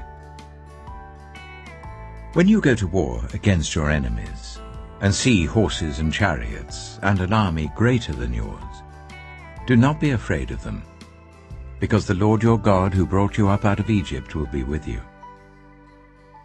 When you are about to go into battle, the priest shall come forward and address the army. He shall say, Hear, Israel, today you are going into battle against your enemies. Do not be faint-hearted or afraid. Do not panic or be terrified by them. For the Lord your God is the one who goes with you to fight for you against your enemies, to give you victory. The officers shall say to the army, Has anyone built a new house and not yet begun to live in it? Let him go home, or he may die in battle and someone else may begin to live in it. Has anyone planted a vineyard and not begun to enjoy it? Let him go home, or he may die in battle and someone else enjoy it. Has anyone become pledged to a woman and not married her? Let him go home, or he may die in battle and someone else marry her. Then the officers shall add, Is anyone afraid or faint-hearted? Let him go home, so that his fellow soldiers will not become disheartened too. When the officers have finished speaking to the army, they shall appoint commanders over it. When you march up to attack a city, make its people an offer of peace. If they accept and open their gates, all the people in it shall be subject to forced labor and shall work for you. If they refuse to make peace and they engage you in battle, lay siege to that city. When the Lord your God delivers it into your hand, put to the sword all the men in it.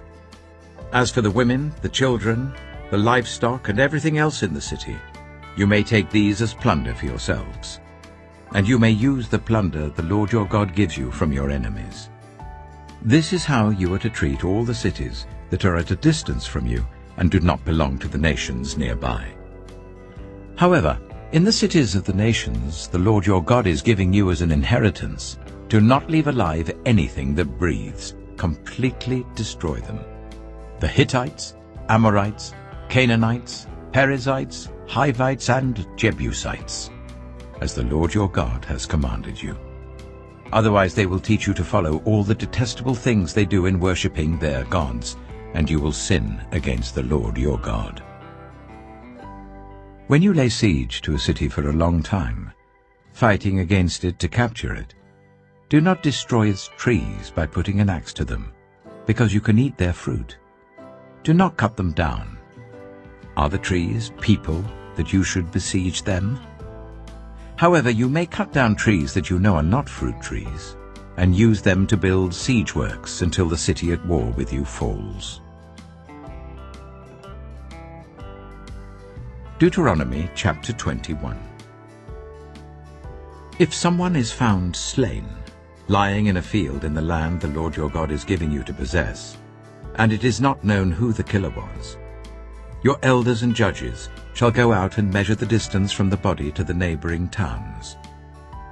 Then the elders of the town nearest the body shall take a heifer that has never been worked and has never worn a yoke, and lead it down to a valley that has not been plowed or planted and where there is a flowing stream. There, in the valley, they are to break the heifer's neck. The Levitical priests shall step forward, for the Lord your God has chosen them to minister and to pronounce blessings in the name of the Lord, and to decide all cases of dispute and assault. Then all the elders of the town nearest the body shall wash their hands over the heifer whose neck was broken in the valley, and they shall declare, Our hands did not shed this blood, nor did our eyes see it done. Accept this atonement for your people, Israel, whom you have redeemed, Lord, and do not hold your people guilty of the blood of an innocent person. Then the bloodshed will be atoned for, and you will have purged from yourselves the guilt of shedding innocent blood, since you have done what is right in the eyes of the Lord. When you go to war against your enemies, and the Lord your God delivers them into your hands, and you take captives, if you notice among the captives a beautiful woman and are attracted to her, you may take her as your wife. Bring her into your home, and make her shave her head, trim her nails, and put aside the clothes she was wearing when captured. After she has lived in your house and mourned her father and mother for a full month, then you may go to her and be her husband, and she shall be your wife. If you are not pleased with her, let her go wherever she wishes. You must not sell her or treat her as a slave, since you have dishonored her. If a man has 2 wives, and he loves one but not the other, and both bear him sons, but the firstborn is the son of the wife he does not love, when he wills his property to his sons, he must not give the rights of the firstborn to the son of the wife he loves, in preference to his actual firstborn, the son of the wife he does not love. He must acknowledge the son of his unloved wife as the firstborn by giving him a double share of all he has. That son is the first sign of his father's strength. The right of the firstborn belongs to him. If someone has a stubborn and rebellious son, who does not obey his father and mother and will not listen to them when they discipline him, his father and mother shall take hold of him and bring him to the elders at the gate of his town.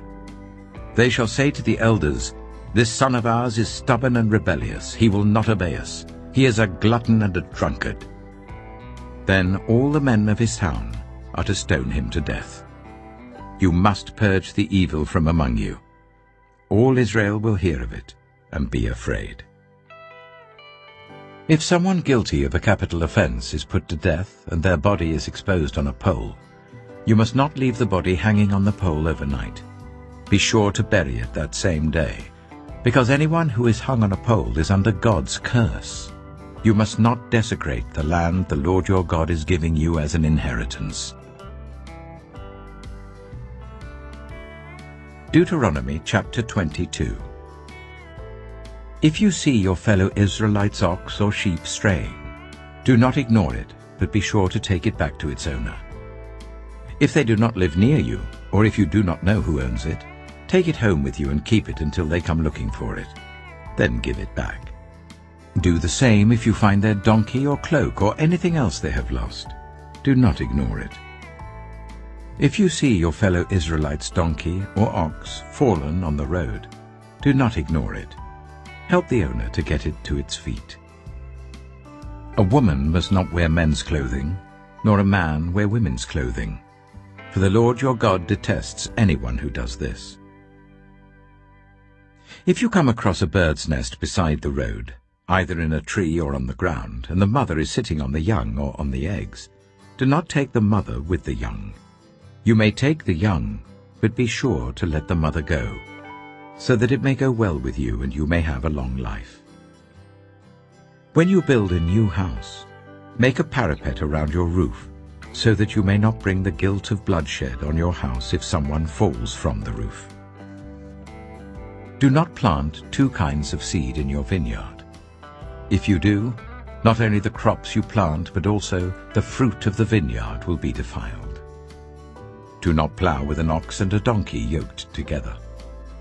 Do not wear clothes of wool and linen woven together. Make tassels on the 4 corners of the cloak you wear. If a man takes a wife, and after sleeping with her dislikes her, and slanders her and gives her a bad name, saying, "I married this woman, but when I approached her, I did not find proof of her virginity," then the young woman's father and mother shall bring to the town elders at the gate proof that she was a virgin. Her father will say to the elders, "I gave my daughter in marriage to this man, but he dislikes her. Now he has slandered her and said, 'I did not find your daughter to be a virgin.' But here is the proof of my daughter's virginity." Then her parents shall display the cloth before the elders of the town, and the elders shall take the man and punish him. They shall fine him 100 shekels of silver, and give them to the young woman's father, because this man has given an Israelite virgin a bad name. She shall continue to be his wife. He must not divorce her as long as he lives. If, however, the charge is true, and no proof of the young woman's virginity can be found, she shall be brought to the door of her father's house, and there the men of her town shall stone her to death. She has done an outrageous thing in Israel by being promiscuous while still in her father's house. You must purge the evil from among you. If a man is found sleeping with another man's wife, both the man who slept with her and the woman must die. You must purge the evil from Israel. If a man happens to meet in a town a virgin pledged to be married and he sleeps with her, you shall take both of them to the gate of that town and stone them to death. The young woman because she was in a town and did not scream for help, and the man because he violated another man's wife. You must purge the evil from among you. But if out in the country a man happens to meet a young woman pledged to be married and rapes her, only the man who has done this shall die. Do nothing to the woman. She has committed no sin deserving death. This case is like that of someone who attacks and murders a neighbor. For the man found the young woman out in the country, and though the betrothed woman screamed, there was no one to rescue her. If a man happens to meet a virgin who is not pledged to be married and rapes her and they are discovered, he shall pay her father 50 shekels of silver. He must marry the young woman, for he has violated her. He can never divorce her as long as he lives. A man is not to marry his father's wife. He must not dishonor his father's bed. Deuteronomy chapter 23. No one who has been emasculated by crushing or cutting may enter the assembly of the Lord. No one born of a forbidden marriage, nor any of their descendants may enter the assembly of the Lord, not even in the 10th generation. No Ammonite or Moabite, or any of their descendants may enter the assembly of the Lord, not even in the 10th generation. For they did not come to meet you with bread and water on your way when you came out of Egypt. And they hired Balaam son of Beor from Pethor in Aram Naharaim to pronounce a curse on you. However, the Lord your God would not listen to Balaam, but turned the curse into a blessing for you, because the Lord your God loves you. Do not seek a treaty of friendship with them as long as you live. Do not despise an Edomite, for the Edomites are related to you. Do not despise an Egyptian, because you resided as foreigners in their country. The 3rd generation of children born to them may enter the assembly of the Lord. When you set up camp against your enemies, keep away from everything impure. If one of your men is unclean because of a nocturnal emission, he is to go outside the camp and stay there. But as evening approaches, he is to wash himself, and at sunset he may return to the camp. Designate a place outside the camp where you can go to relieve yourself. As part of your equipment, have something to dig with, and when you relieve yourself, dig a hole and cover up your excrement. For the Lord your God moves about in your camp to protect you and to deliver your enemies to you.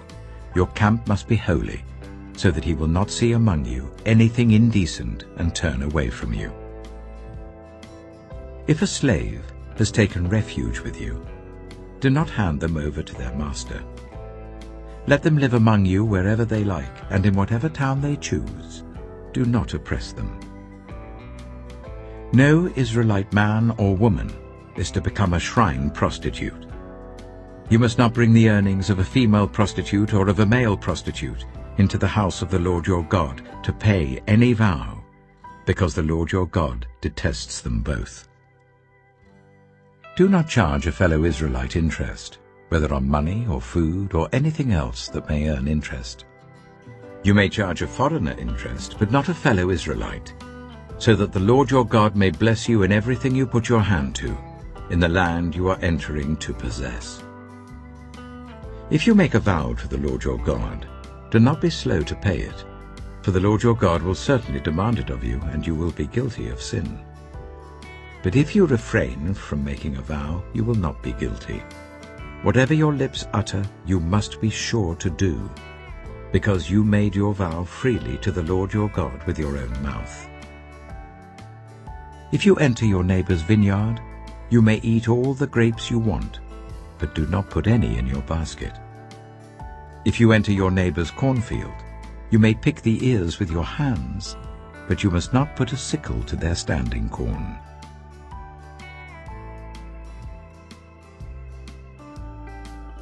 Deuteronomy chapter 24. If a man marries a woman who becomes displeasing to him because he finds something indecent about her, and he writes her a certificate of divorce, gives it to her, and sends her from his house, and if after she leaves his house she becomes the wife of another man, and her second husband dislikes her, and writes her a certificate of divorce, gives it to her, and sends her from his house, or if he dies, then her first husband who divorced her is not allowed to marry her again after she has been defiled. That would be detestable in the eyes of the Lord. Do not bring sin upon the land the Lord your God is giving you as an inheritance. If a man has recently married, he must not be sent to war or have any other duty laid on him. For 1 year he is to be free to stay at home and bring happiness to the wife he has married. Do not take a pair of millstones, not even the upper one, as security for a debt, because that would be taking a person's livelihood as security.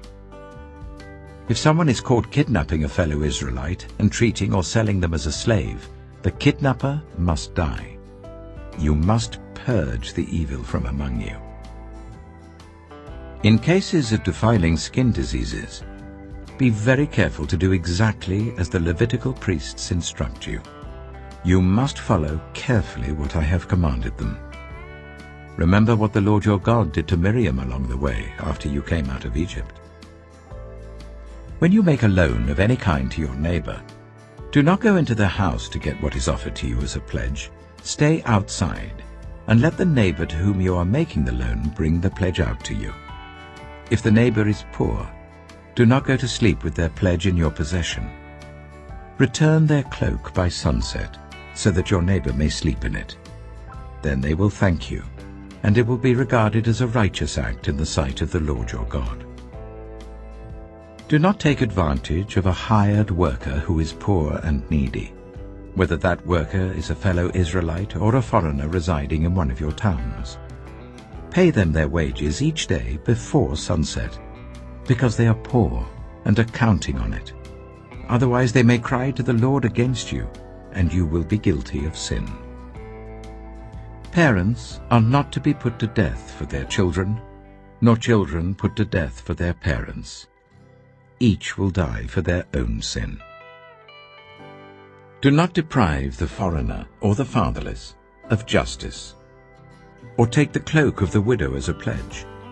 Remember that you were slaves in Egypt, and the Lord your God redeemed you from there. That is why I command you to do this. When you are harvesting in your field and you overlook a sheaf, do not go back to get it. Leave it for the foreigner, the fatherless, and the widow, so that the Lord your God may bless you in all the work of your hands. When you beat the olives from your trees, do not go over the branches a second time. Leave what remains for the foreigner, the fatherless, and the widow. When you harvest the grapes in your vineyard, do not go over the vines again. Leave what remains for the foreigner, the fatherless, and the widow. Remember that you were slaves in Egypt. That is why I command you to do this. Deuteronomy chapter 25. When people have a dispute, they are to take it to court, and the judges will decide the case, acquitting the innocent and condemning the guilty. If the guilty person deserves to be beaten, the judge shall make them lie down and have them flogged in his presence with the number of lashes the crime deserves. But the judge must not impose more than 40 lashes.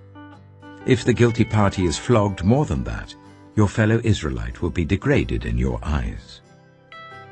Do not muzzle an ox while it is treading out the grain.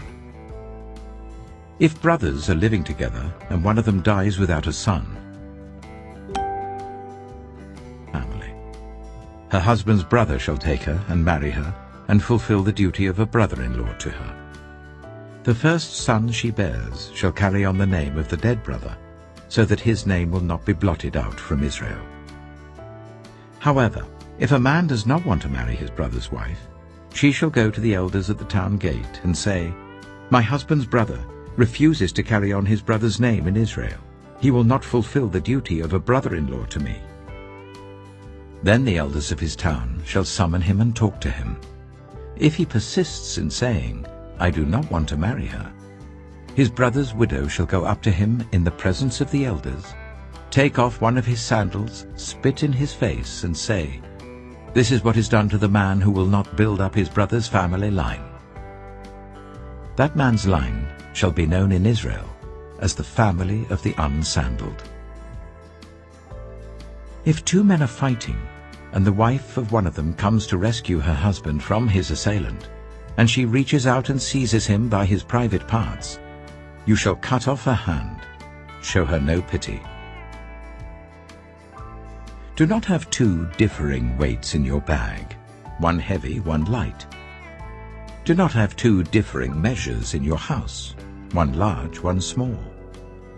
You must have accurate and honest weights and measures, so that you may live long in the land the Lord your God is giving you.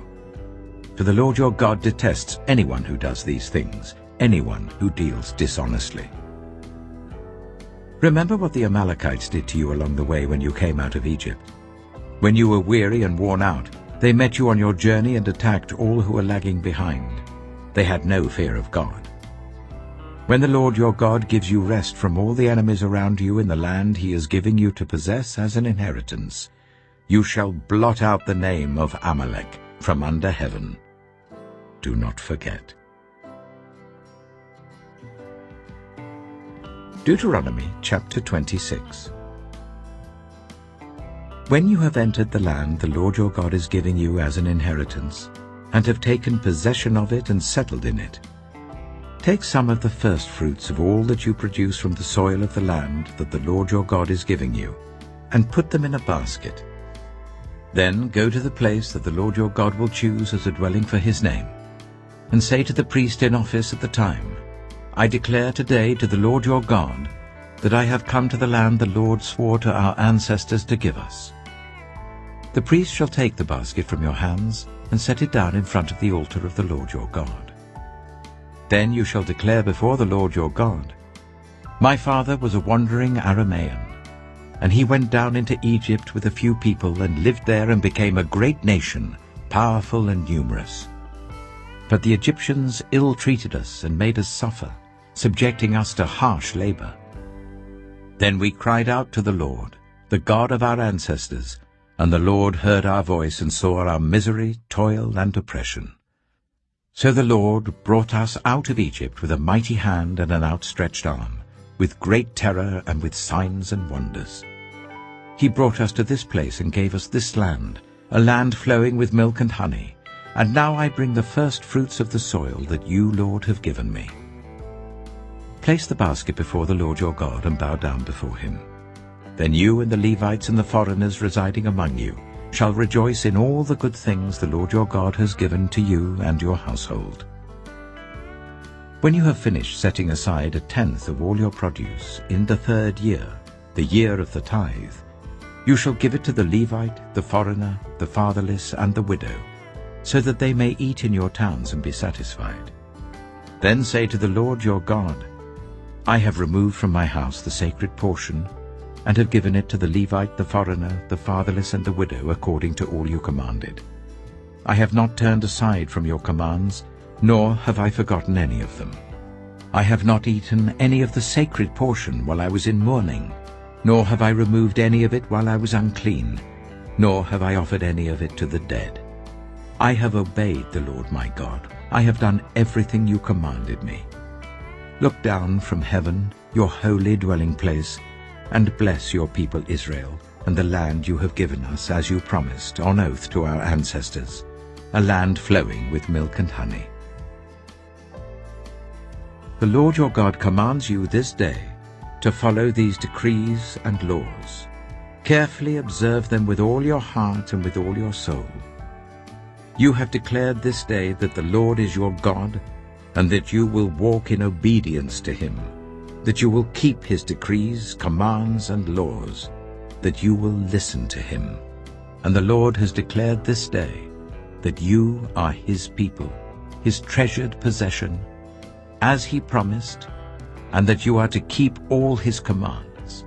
He has declared that he will set you in praise, fame, and honor, high above all the nations he has made, and that you will be a people holy to the Lord your God, as he promised.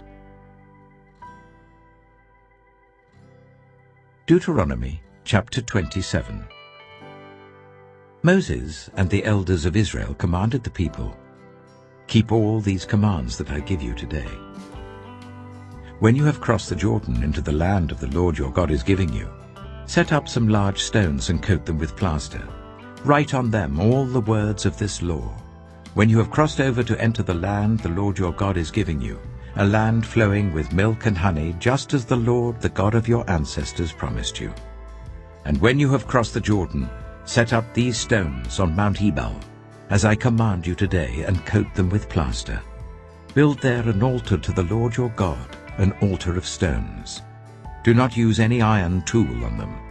Build the altar of the Lord your God with stones from the field, and offer burnt offerings on it to the Lord your God. Sacrifice fellowship offerings there, eating them and rejoicing in the presence of the Lord your God. And you shall write very clearly all the words of this law on these stones you have set up." Then Moses and the Levitical priests said to all Israel, "Be silent, Israel, and listen. You have now become the people of the Lord your God. Obey the Lord your God and follow his commands and decrees that I give you today." On the same day, Moses commanded the people, "When you have crossed the Jordan, these tribes shall stand on Mount Gerizim to bless the people: Simeon, Levi, Judah, Issachar, Joseph, and Benjamin. And these tribes shall stand on Mount Ebal to pronounce curses: Reuben, Gad, Asher, Zebulun, Dan, and Naphtali. The Levites shall recite to all the people of Israel in a loud voice, "Cursed is anyone who makes an idol, a thing detestable to the Lord, the work of skilled hands, and sets it up in secret."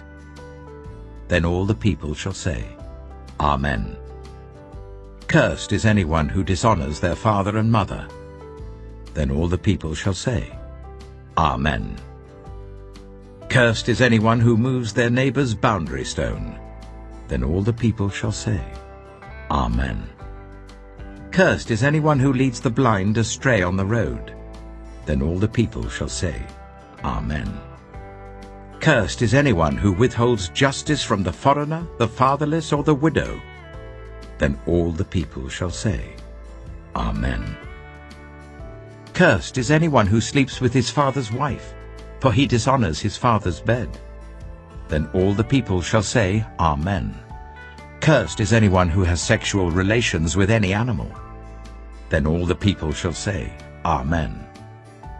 "Cursed is anyone who sleeps with his sister, the daughter of his father or the daughter of his mother." Then all the people shall say, "Amen." "Cursed is anyone who sleeps with his mother-in-law." Then all the people shall say, "Amen." "Cursed is anyone who kills their neighbor secretly." Then all the people shall say, "Amen." "Cursed is anyone who accepts a bribe to kill an innocent person." Then all the people shall say, "Amen." "Cursed is anyone who does not uphold the words of this law by carrying them out." Then all the people shall say, "Amen." Deuteronomy chapter 28. If you fully obey the Lord your God, and carefully follow all his commands that I give you today, the Lord your God will set you high above all the nations on earth. All these blessings will come on you and accompany you if you obey the Lord your God. You will be blessed in the city and blessed in the country.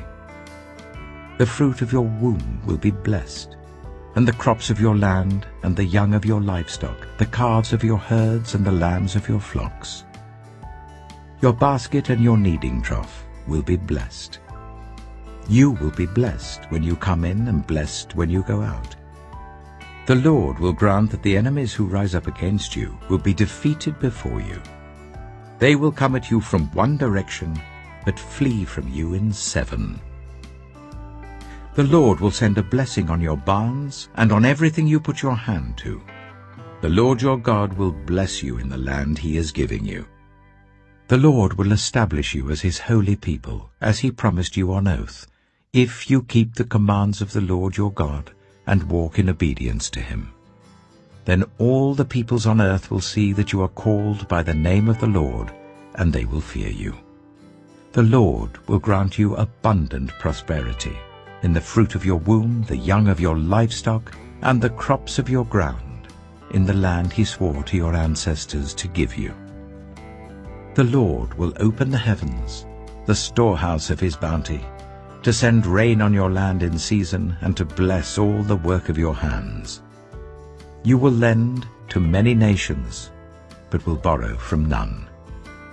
The Lord will make you the head, not the tail. If you pay attention to the commands of the Lord your God that I give you this day, and carefully follow them, you will always be at the top, never at the bottom. Do not turn aside from any of the commands I give you today, to the right or to the left, following other gods and serving them.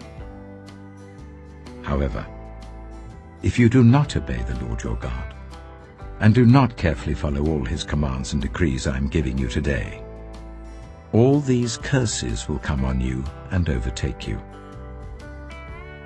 You will be cursed in the city and cursed in the country.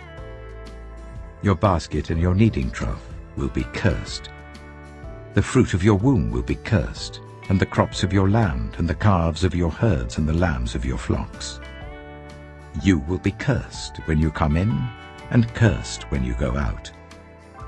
The Lord will send on you curses, confusion, and rebuke in everything you put your hand to, until you are destroyed and come to sudden ruin because of the evil you have done in forsaking him. The Lord will plague you with diseases until he has destroyed you from the land you are entering to possess.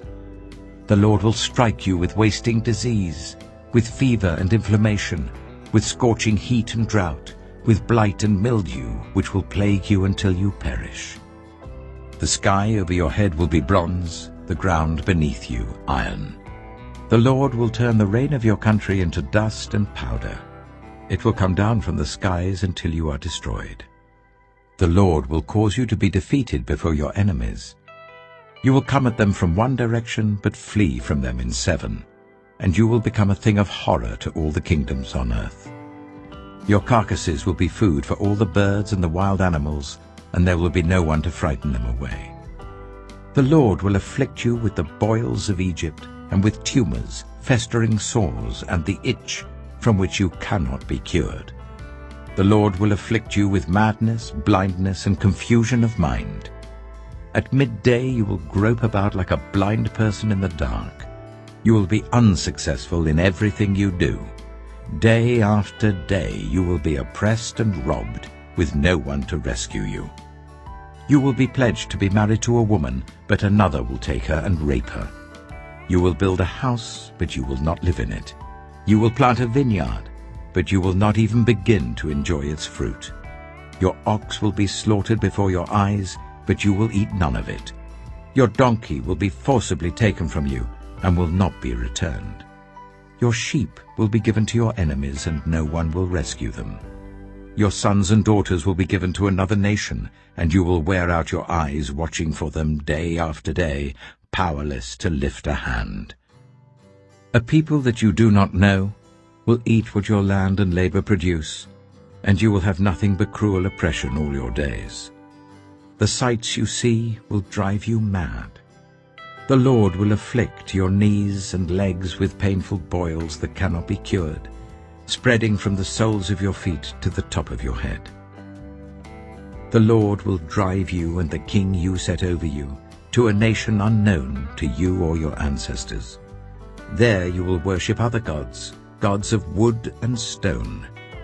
You will become a thing of horror, a byword, and an object of ridicule among the peoples where the Lord will drive you. You will sow much seed in the field, but you will harvest little, because locusts will devour it. You will plant vineyards and cultivate them, but you will not drink the wine or gather the grapes, because worms will eat them. You will have olive trees throughout your country, but you will not use the oil, because the olives will drop off. You will have sons and daughters, but you will not keep them. because they will go into captivity. Swarms of locusts will take over all your trees and the crops of your land. The foreigners who reside among you will rise above you higher and higher, but you will sink lower and lower. They will lend to you, but you will not lend to them. They will be the head, but you will be the tail. All these curses will come on you. They will pursue you and overtake you until you are destroyed, because you did not obey the Lord your God and observe the commands and decrees he gave you. They will be a sign and a wonder to you and your descendants forever. Because you did not serve the Lord your God joyfully and gladly in the time of prosperity, therefore in hunger and thirst, in nakedness and dire poverty, you will serve the enemy the Lord sends against you. He will put an iron yoke on your neck until he has destroyed you. The Lord will bring a nation against you from far away, from the ends of the earth, like an eagle swooping down, a nation whose language you will not understand, a fierce-looking nation without respect for the old or pity for the young. They will devour the young of your livestock and the crops of your land until you are destroyed. They will leave you no corn, new wine, or olive oil, nor any calves of your herds or lambs of your flocks, until you are ruined. They will lay siege to all the cities throughout your land, until the high fortified walls in which you trust fall down. They will besiege all the cities throughout the land the Lord your God is giving you. Because of the suffering your enemy will inflict on you during the siege, you will eat the fruit of the womb, the flesh of the sons and daughters the Lord your God has given you. Even the most gentle and sensitive man among you will have no compassion on his own brother, or the wife he loves, or his surviving children, and he will not give to one of them any of the flesh of his children that he is eating. It will be all he has left, because of the suffering that your enemy will inflict on you during the siege of all your cities. The most gentle and sensitive woman among you, so sensitive and gentle that she would not venture to touch the ground with the sole of her foot, will begrudge the husband she loves and her own son or daughter the afterbirth from her womb and the children she bears. For in her dire need she intends to eat them secretly, because of the suffering your enemy will inflict on you during the siege of your cities. If you do not carefully follow all the words of this law which are written in this book, and do not revere this glorious and awesome name, the Lord your God, the Lord will send fearful plagues on you and your descendants, harsh and prolonged disasters, and severe and lingering illnesses. He will bring on you all the diseases of Egypt that you dreaded, and they will cling to you. The Lord will also bring on you every kind of sickness and disaster not recorded in this book of the law until you are destroyed. You, who were as numerous as the stars in the sky, will be left but few in number, because you did not obey the Lord your God. Just as it pleased the Lord to make you prosper and increase in number, so it will please him to ruin and destroy you. You will be uprooted from the land you are entering to possess. Then the Lord will scatter you among all the nations, from one end of the earth to the other. There you will worship other gods, gods of wood and stone, which neither you nor your ancestors have known. Among those nations you will find no repose, no resting place for the sole of your foot. There the Lord will give you an anxious mind, eyes weary with longing, and a despairing heart. You will live in constant suspense, filled with dread both night and day, never sure of your life. In the morning you will say, "If only it were evening," and in the evening, "If only it were morning," because of the terror that will fill your hearts and the sights that your eyes will see. The Lord will send you back in ships to Egypt, on a journey I said you should never make again. There you will offer yourselves for sale to your enemies as male and female slaves, but no one will buy you. Deuteronomy chapter 29.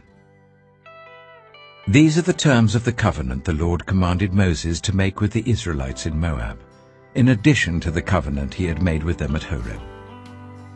Moses summoned all the Israelites and said to them, "Your eyes have seen all that the Lord did in Egypt, to Pharaoh, to all his officials, and to all his land. With your own eyes you saw those great trials, those signs and great wonders. But to this day the Lord has not given you a mind that understands, or eyes that see, or ears that hear. Yet the Lord says, during the 40 years that I led you through the wilderness, your clothes did not wear out, nor did the sandals on your feet. You ate no bread and drank no wine nor other fermented drink. I did this so that you might know that I am the Lord your God." When you reached this place, Sihon, king of Heshbon, and Og, king of Bashan, came out to fight against us, but we defeated them. We took their land and gave it as an inheritance to the Reubenites, the Gadites, and the half-tribe of Manasseh. Carefully follow the terms of this covenant, so that you may prosper in everything you do. All of you are standing today in the presence of the Lord your God. Your leaders and chief men, your elders and officials, and all the other men of Israel, together with your children and your wives, and the foreigners living in your camps who chop your wood and carry your water. You are standing here in order to enter into a covenant with the Lord your God, a covenant the Lord is making with you this day, and sealing with an oath, to confirm you this day as his people, that he may be your God, as he promised you, and as he swore to your fathers, Abraham, Isaac, and Jacob. I am making this covenant with its oath, not only with you who are standing here with us today in the presence of the Lord our God, but also with those who are not here today. You yourselves know how we lived in Egypt, and how we passed through the countries on the way here. You saw among them their detestable images and idols of wood and stone, of silver and gold. Make sure there is no man or woman, clan or tribe among you today whose heart turns away from the Lord our God to go and worship the gods of those nations. Make sure there is no root among you that produces such bitter poison. When such a person hears the words of this oath, and they invoke a blessing on themselves, thinking, "I will be safe, even though I persist in going my own way," they will bring disaster on the watered land as well as the dry. The Lord will never be willing to forgive them. His wrath and zeal will burn against them. All the curses written in this book will fall on them, and the Lord will blot out their names from under heaven. The Lord will single them out from all the tribes of Israel for disaster, according to all the curses of the covenant written in this book of the law. Your children who follow you in later generations, and foreigners who come from distant lands, will see the calamities that have fallen on the land and the diseases with which the Lord has afflicted it. The whole land will be a burning waste of salt and sulfur, nothing planted, nothing sprouting, no vegetation growing on it. It will be like the destruction of Sodom and Gomorrah, Admah and Zeboim, which the Lord overthrew in fierce anger. All the nations will ask, "Why has the Lord done this to this land? Why this fierce burning anger?"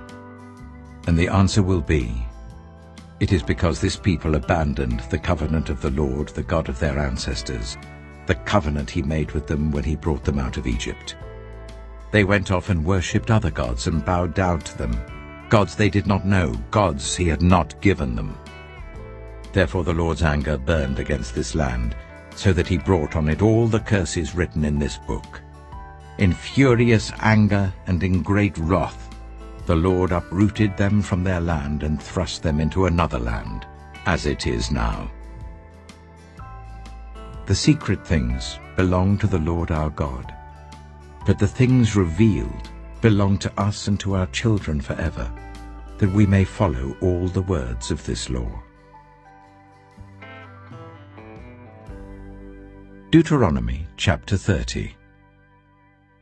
When all these blessings and curses I have set before you come on you, and you take them to heart, wherever the Lord your God disperses you among the nations, and when you and your children return to the Lord your God, and obey him with all your heart and with all your soul, according to everything I command you today, then the Lord your God will restore your fortunes, and have compassion on you, and gather you again from all the nations where he scattered you. Even if you have been banished to the most distant land under the heavens, from there the Lord your God will gather you and bring you back. He will bring you to the land that belonged to your ancestors, and you will take possession of it. He will make you more prosperous and numerous than your ancestors. The Lord your God will circumcise your hearts and the hearts of your descendants, so that you may love him with all your heart and with all your soul and live. The Lord your God will put all these curses on your enemies who hate and persecute you. You will again obey the Lord and follow all his commands I am giving you today. Then the Lord your God will make you most prosperous in all the work of your hands and in the fruit of your womb, the young of your livestock and the crops of your land. The Lord will again delight in you and make you prosperous, just as he delighted in your ancestors. If you obey the Lord your God and keep his commands and decrees that are written in this book of the law, and turn it to the Lord your God with all your heart and with all your soul. Now what I am commanding you today is not too difficult for you or beyond your reach. It is not up in heaven, so that you have to ask, who will ascend into heaven to get it and proclaim it to us so that we may obey it? Nor is it beyond the sea, so that you have to ask, who will cross the sea to get it and proclaim it to us so that we may obey it? No, the word is very near you. It is in your mouth and in your heart, so that you may obey it. See, I set before you today life and prosperity, death and destruction.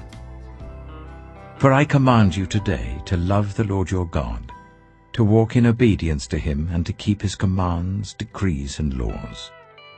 Then you will live and increase, and the Lord your God will bless you in the land you are entering to possess. But if your heart turns away, and you are not obedient, and if you are drawn away to bow down to other gods and worship them, I declare to you this day that you will certainly be destroyed. You will not live long in the land you are crossing the Jordan to enter and possess. This day I call the heavens and the earth as witnesses against you that I have set before you life and death, blessings and curses. Now choose life, so that you and your children may live, and that you may love the Lord your God. Listen to his voice and hold fast to him. For the Lord is your life, and he will give you many years in the land he swore to give to your fathers, Abraham, Isaac, and Jacob. Deuteronomy chapter 31. Then Moses went out and spoke these words to all Israel. I am now 120 years old, and I am no longer able to lead you. The Lord has said to me, you shall not cross the Jordan. The Lord your God himself will cross over ahead of you. He will destroy these nations before you, and you will take possession of their land. Joshua also will cross over ahead of you, as the Lord said. And the Lord will do to them what he did to Sihon and Og, the kings of the Amorites, whom he destroyed along with their land. The Lord will deliver them to you, and you must do to them all that I have commanded you. Be strong and courageous. Do not be afraid or terrified because of them. For the Lord your God goes with you. He will never leave you nor forsake you. Then Moses summoned Joshua and said to him in the presence of all Israel, Be strong and courageous, for you must go with this people into the land that the Lord swore to their ancestors to give them, and you must divide it among them as their inheritance. The Lord himself goes before you and will be with you. He will never leave you nor forsake you. Do not be afraid. Do not be discouraged. So Moses wrote down this law and gave it to the Levitical priests, who carried the ark of the covenant of the Lord, and to all the elders of Israel. Then Moses commanded them, "At the end of every 7 years, in the year for cancelling debts, during the festival of tabernacles, when all Israel comes to appear before the Lord your God at the place he will choose, you shall read this law before them in their hearing. Assemble the people, men, women, and children, and the foreigners residing in your towns, so that they can listen and learn to fear the Lord your God, and follow carefully all the words of this law. Their children, who do not know this law, must hear it and learn to fear the Lord your God as long as you live in the land you are crossing the Jordan to possess." The Lord said to Moses, "Now the day of your death is near. Call Joshua and present yourselves at the tent of meeting, where I will commission him." So Moses and Joshua came and presented themselves at the tent of meeting. Then the Lord appeared at the tent in a pillar of cloud, and the cloud stood over the entrance to the tent. And the Lord said to Moses, "You are going to rest with your ancestors, and these people will soon prostitute themselves to the foreign gods of the land they are entering. They will forsake me and break the covenant I made with them. And in that day I will become angry with them and forsake them. I will hide my face from them, and they will be destroyed. Many disasters and calamities will come on them, and in that day they will ask, 'Have not these disasters come on us because our God is not with us?' And I will certainly hide my face in that day, because of all their wickedness in turning to other gods. Now write down this song, and teach it to the Israelites, and make them sing it, so that it may be a witness for me against them. When I have brought them into the land flowing with milk and honey, the land I promised on oath to their ancestors, and when they eat their fill and thrive, they will turn to other gods and worship them, rejecting me and breaking my covenant.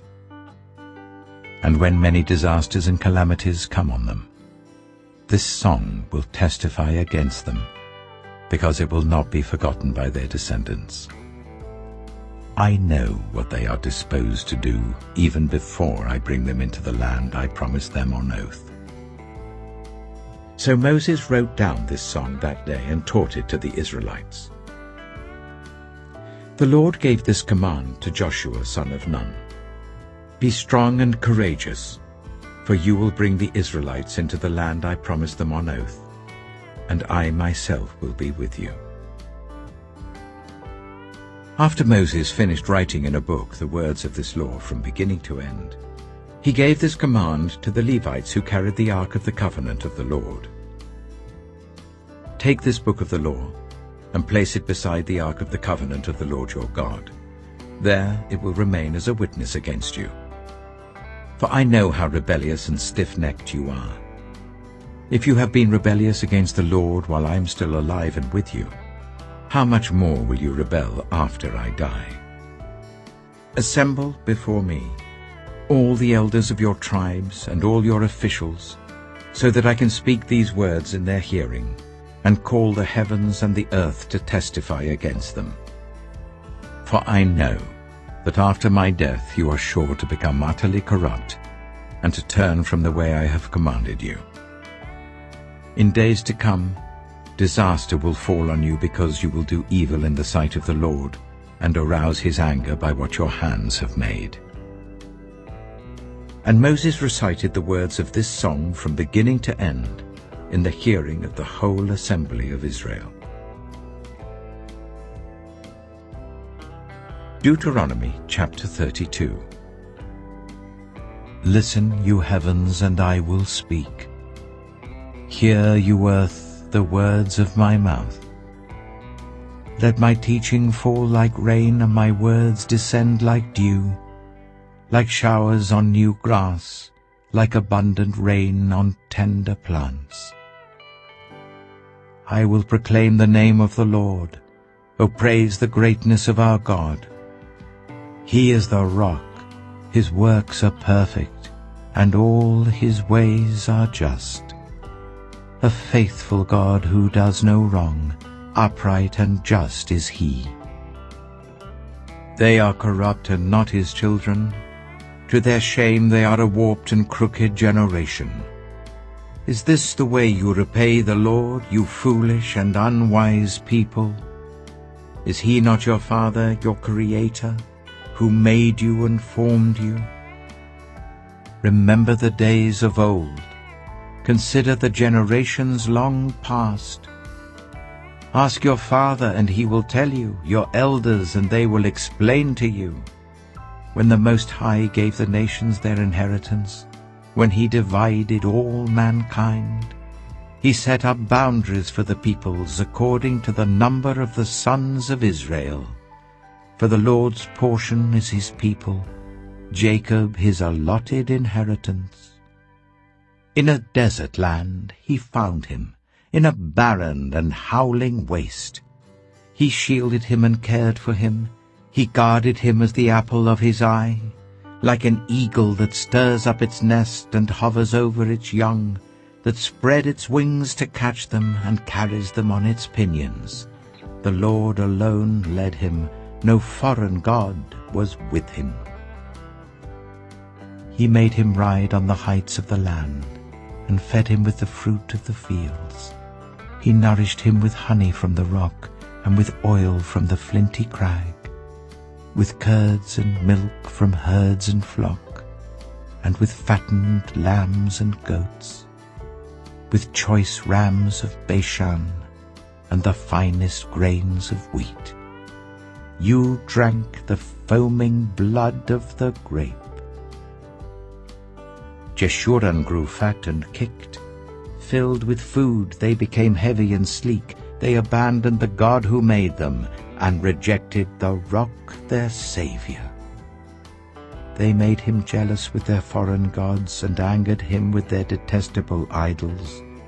They sacrificed to false gods, which are not God, gods they had not known, gods that had recently appeared, gods your ancestors did not fear. You deserted the rock who fathered you. You forgot the God who gave you birth. The Lord saw this and rejected them because he was angered by his sons and daughters. I will hide my face from them, he said, and see what their end will be. For they are a perverse generation, children who are unfaithful. They made me jealous by what is no God, and angered me with their worthless idols. I will make them envious by those who are not a people. I will make them angry by a nation that has no understanding. For a fire will be kindled by my wrath, one that burns down to the realm of the dead below.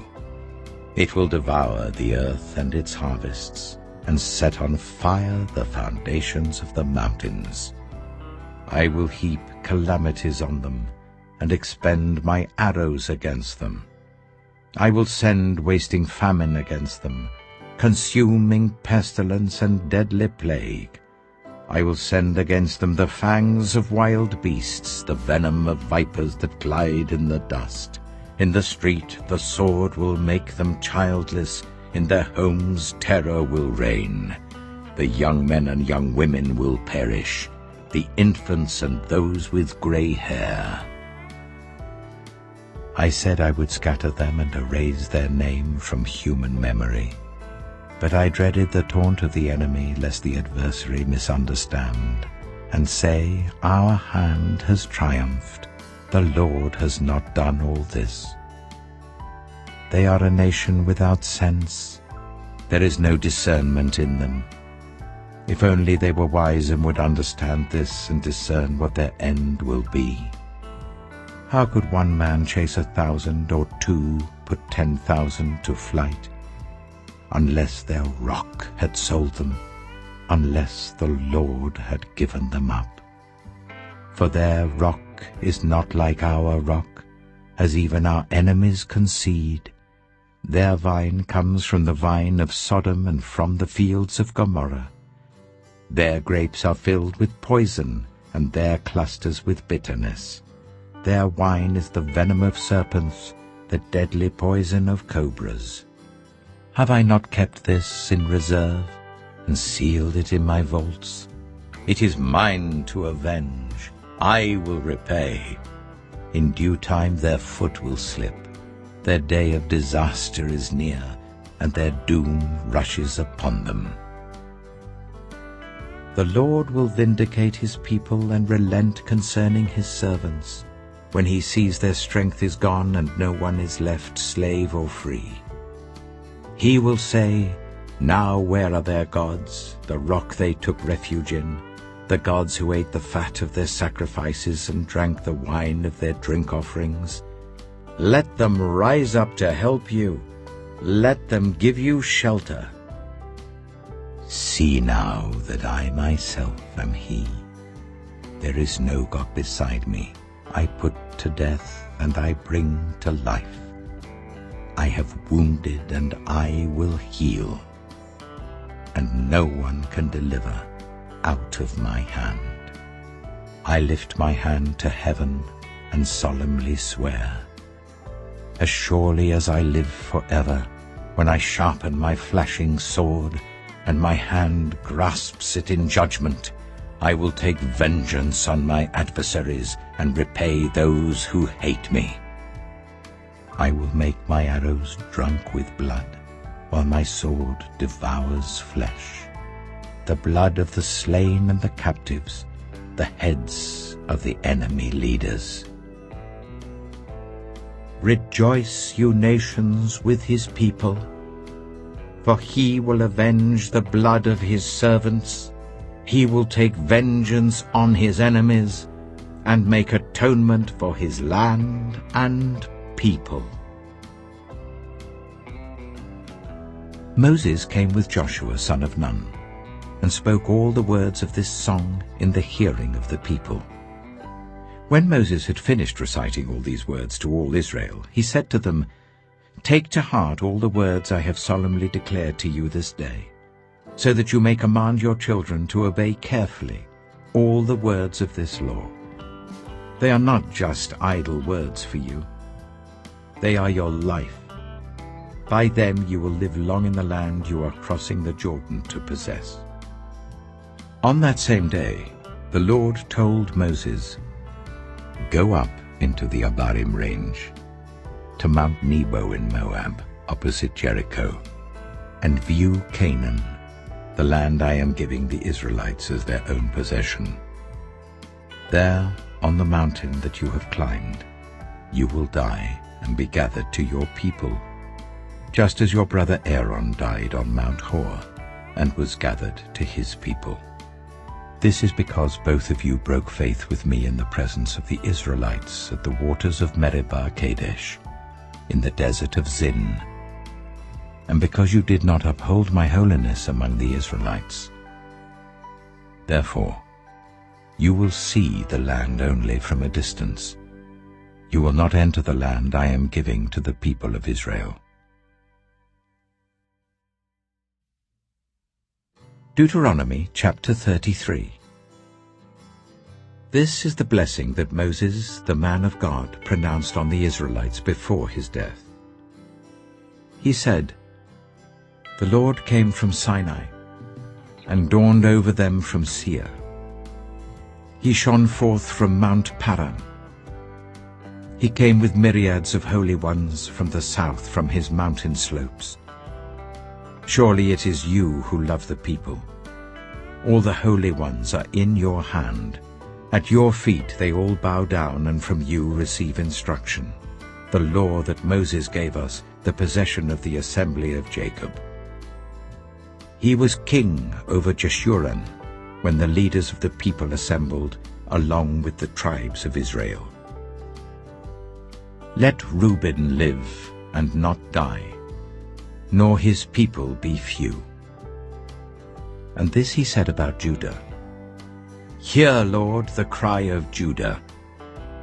Bring him to his people, With his own hands he defends his cause. O be his help against his foes.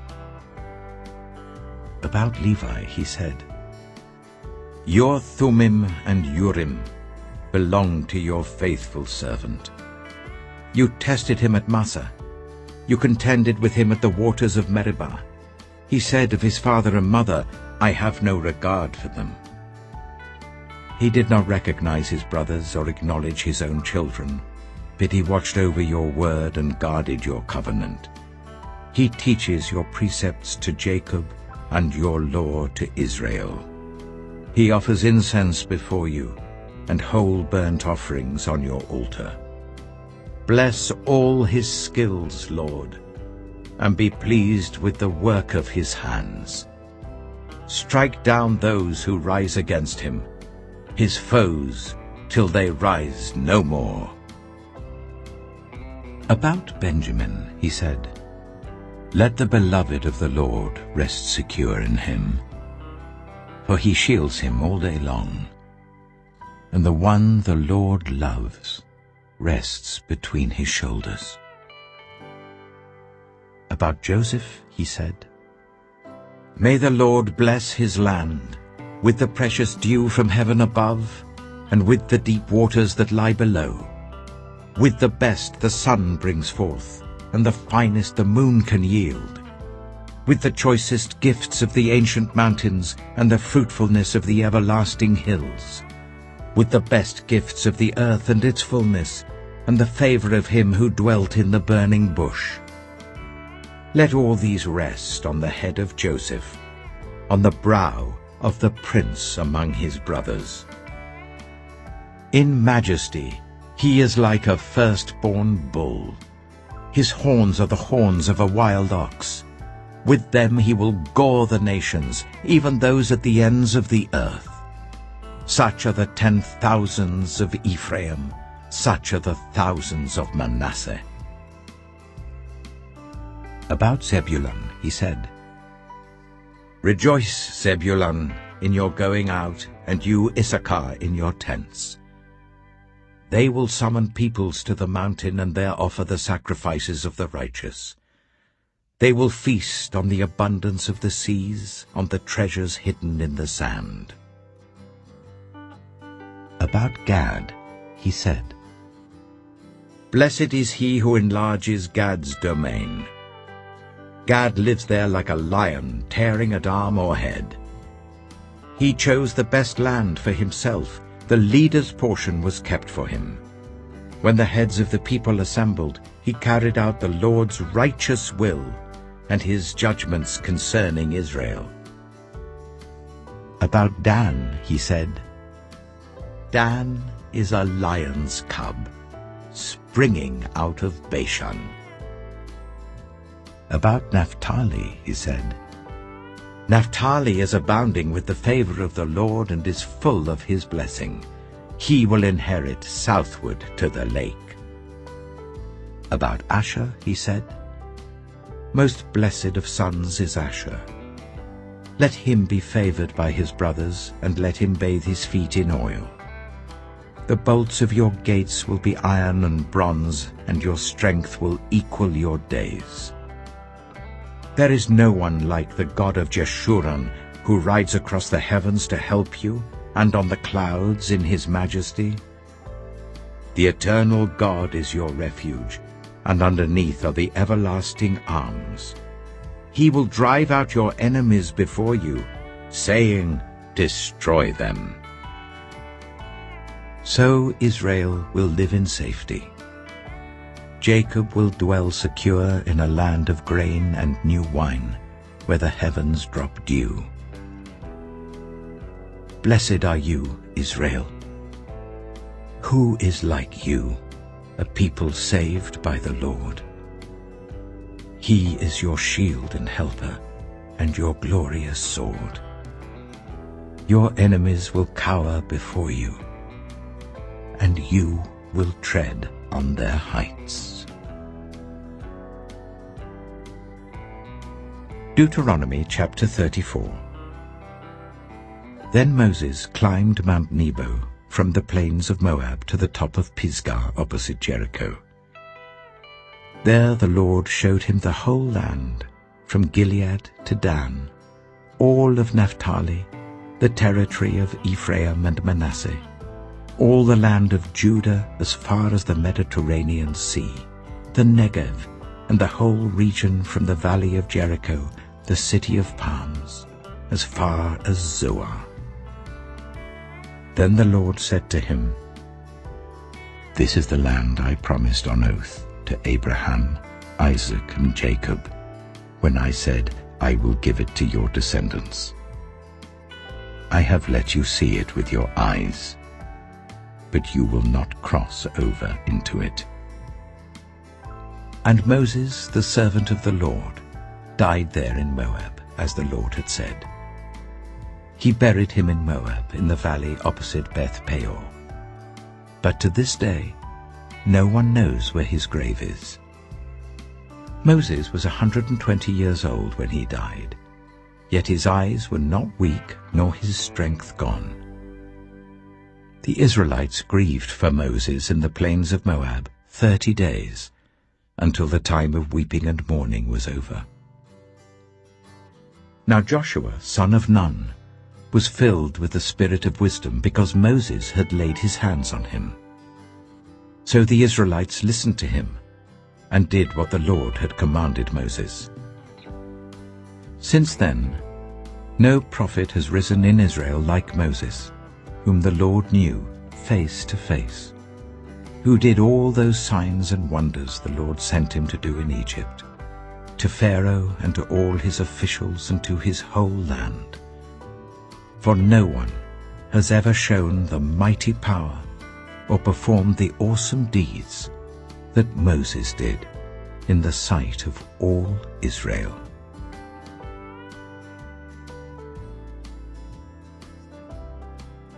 The Book of Joshua. Joshua chapter 1. After the death of Moses, the servant of the Lord said to Joshua, son of Nun, Moses' assistant, "Moses, my servant, is dead. Now then, you and all these people, get ready to cross the river Jordan into the land I am about to give to them, to the Israelites. I will give you every place where you set your foot, as I promised Moses. Your territory will extend from the desert to Lebanon, and from the great river, the Euphrates, all the Hittite country, to the Mediterranean Sea in the west. No one will be able to stand against you all the days of your life. As I was with Moses, so I will be with you.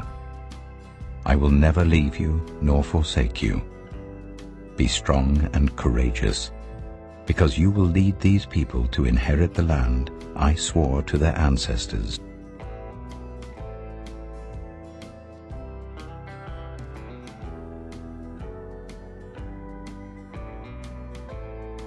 As we come to the end of our exploration into the depths of Deuteronomy, I want to extend a heartfelt thank you to each and every one of you for joining us on this enlightening journey. If you enjoyed today's video, be sure to check out our previous installments in the Book of Bible series for even more profound insights. Don't forget to show your support by liking, sharing, and subscribing to our channel so we can continue to bring you more enriching content like this. Until next time, may the wisdom of the Scriptures guide you on your path. Thank you, and see you soon.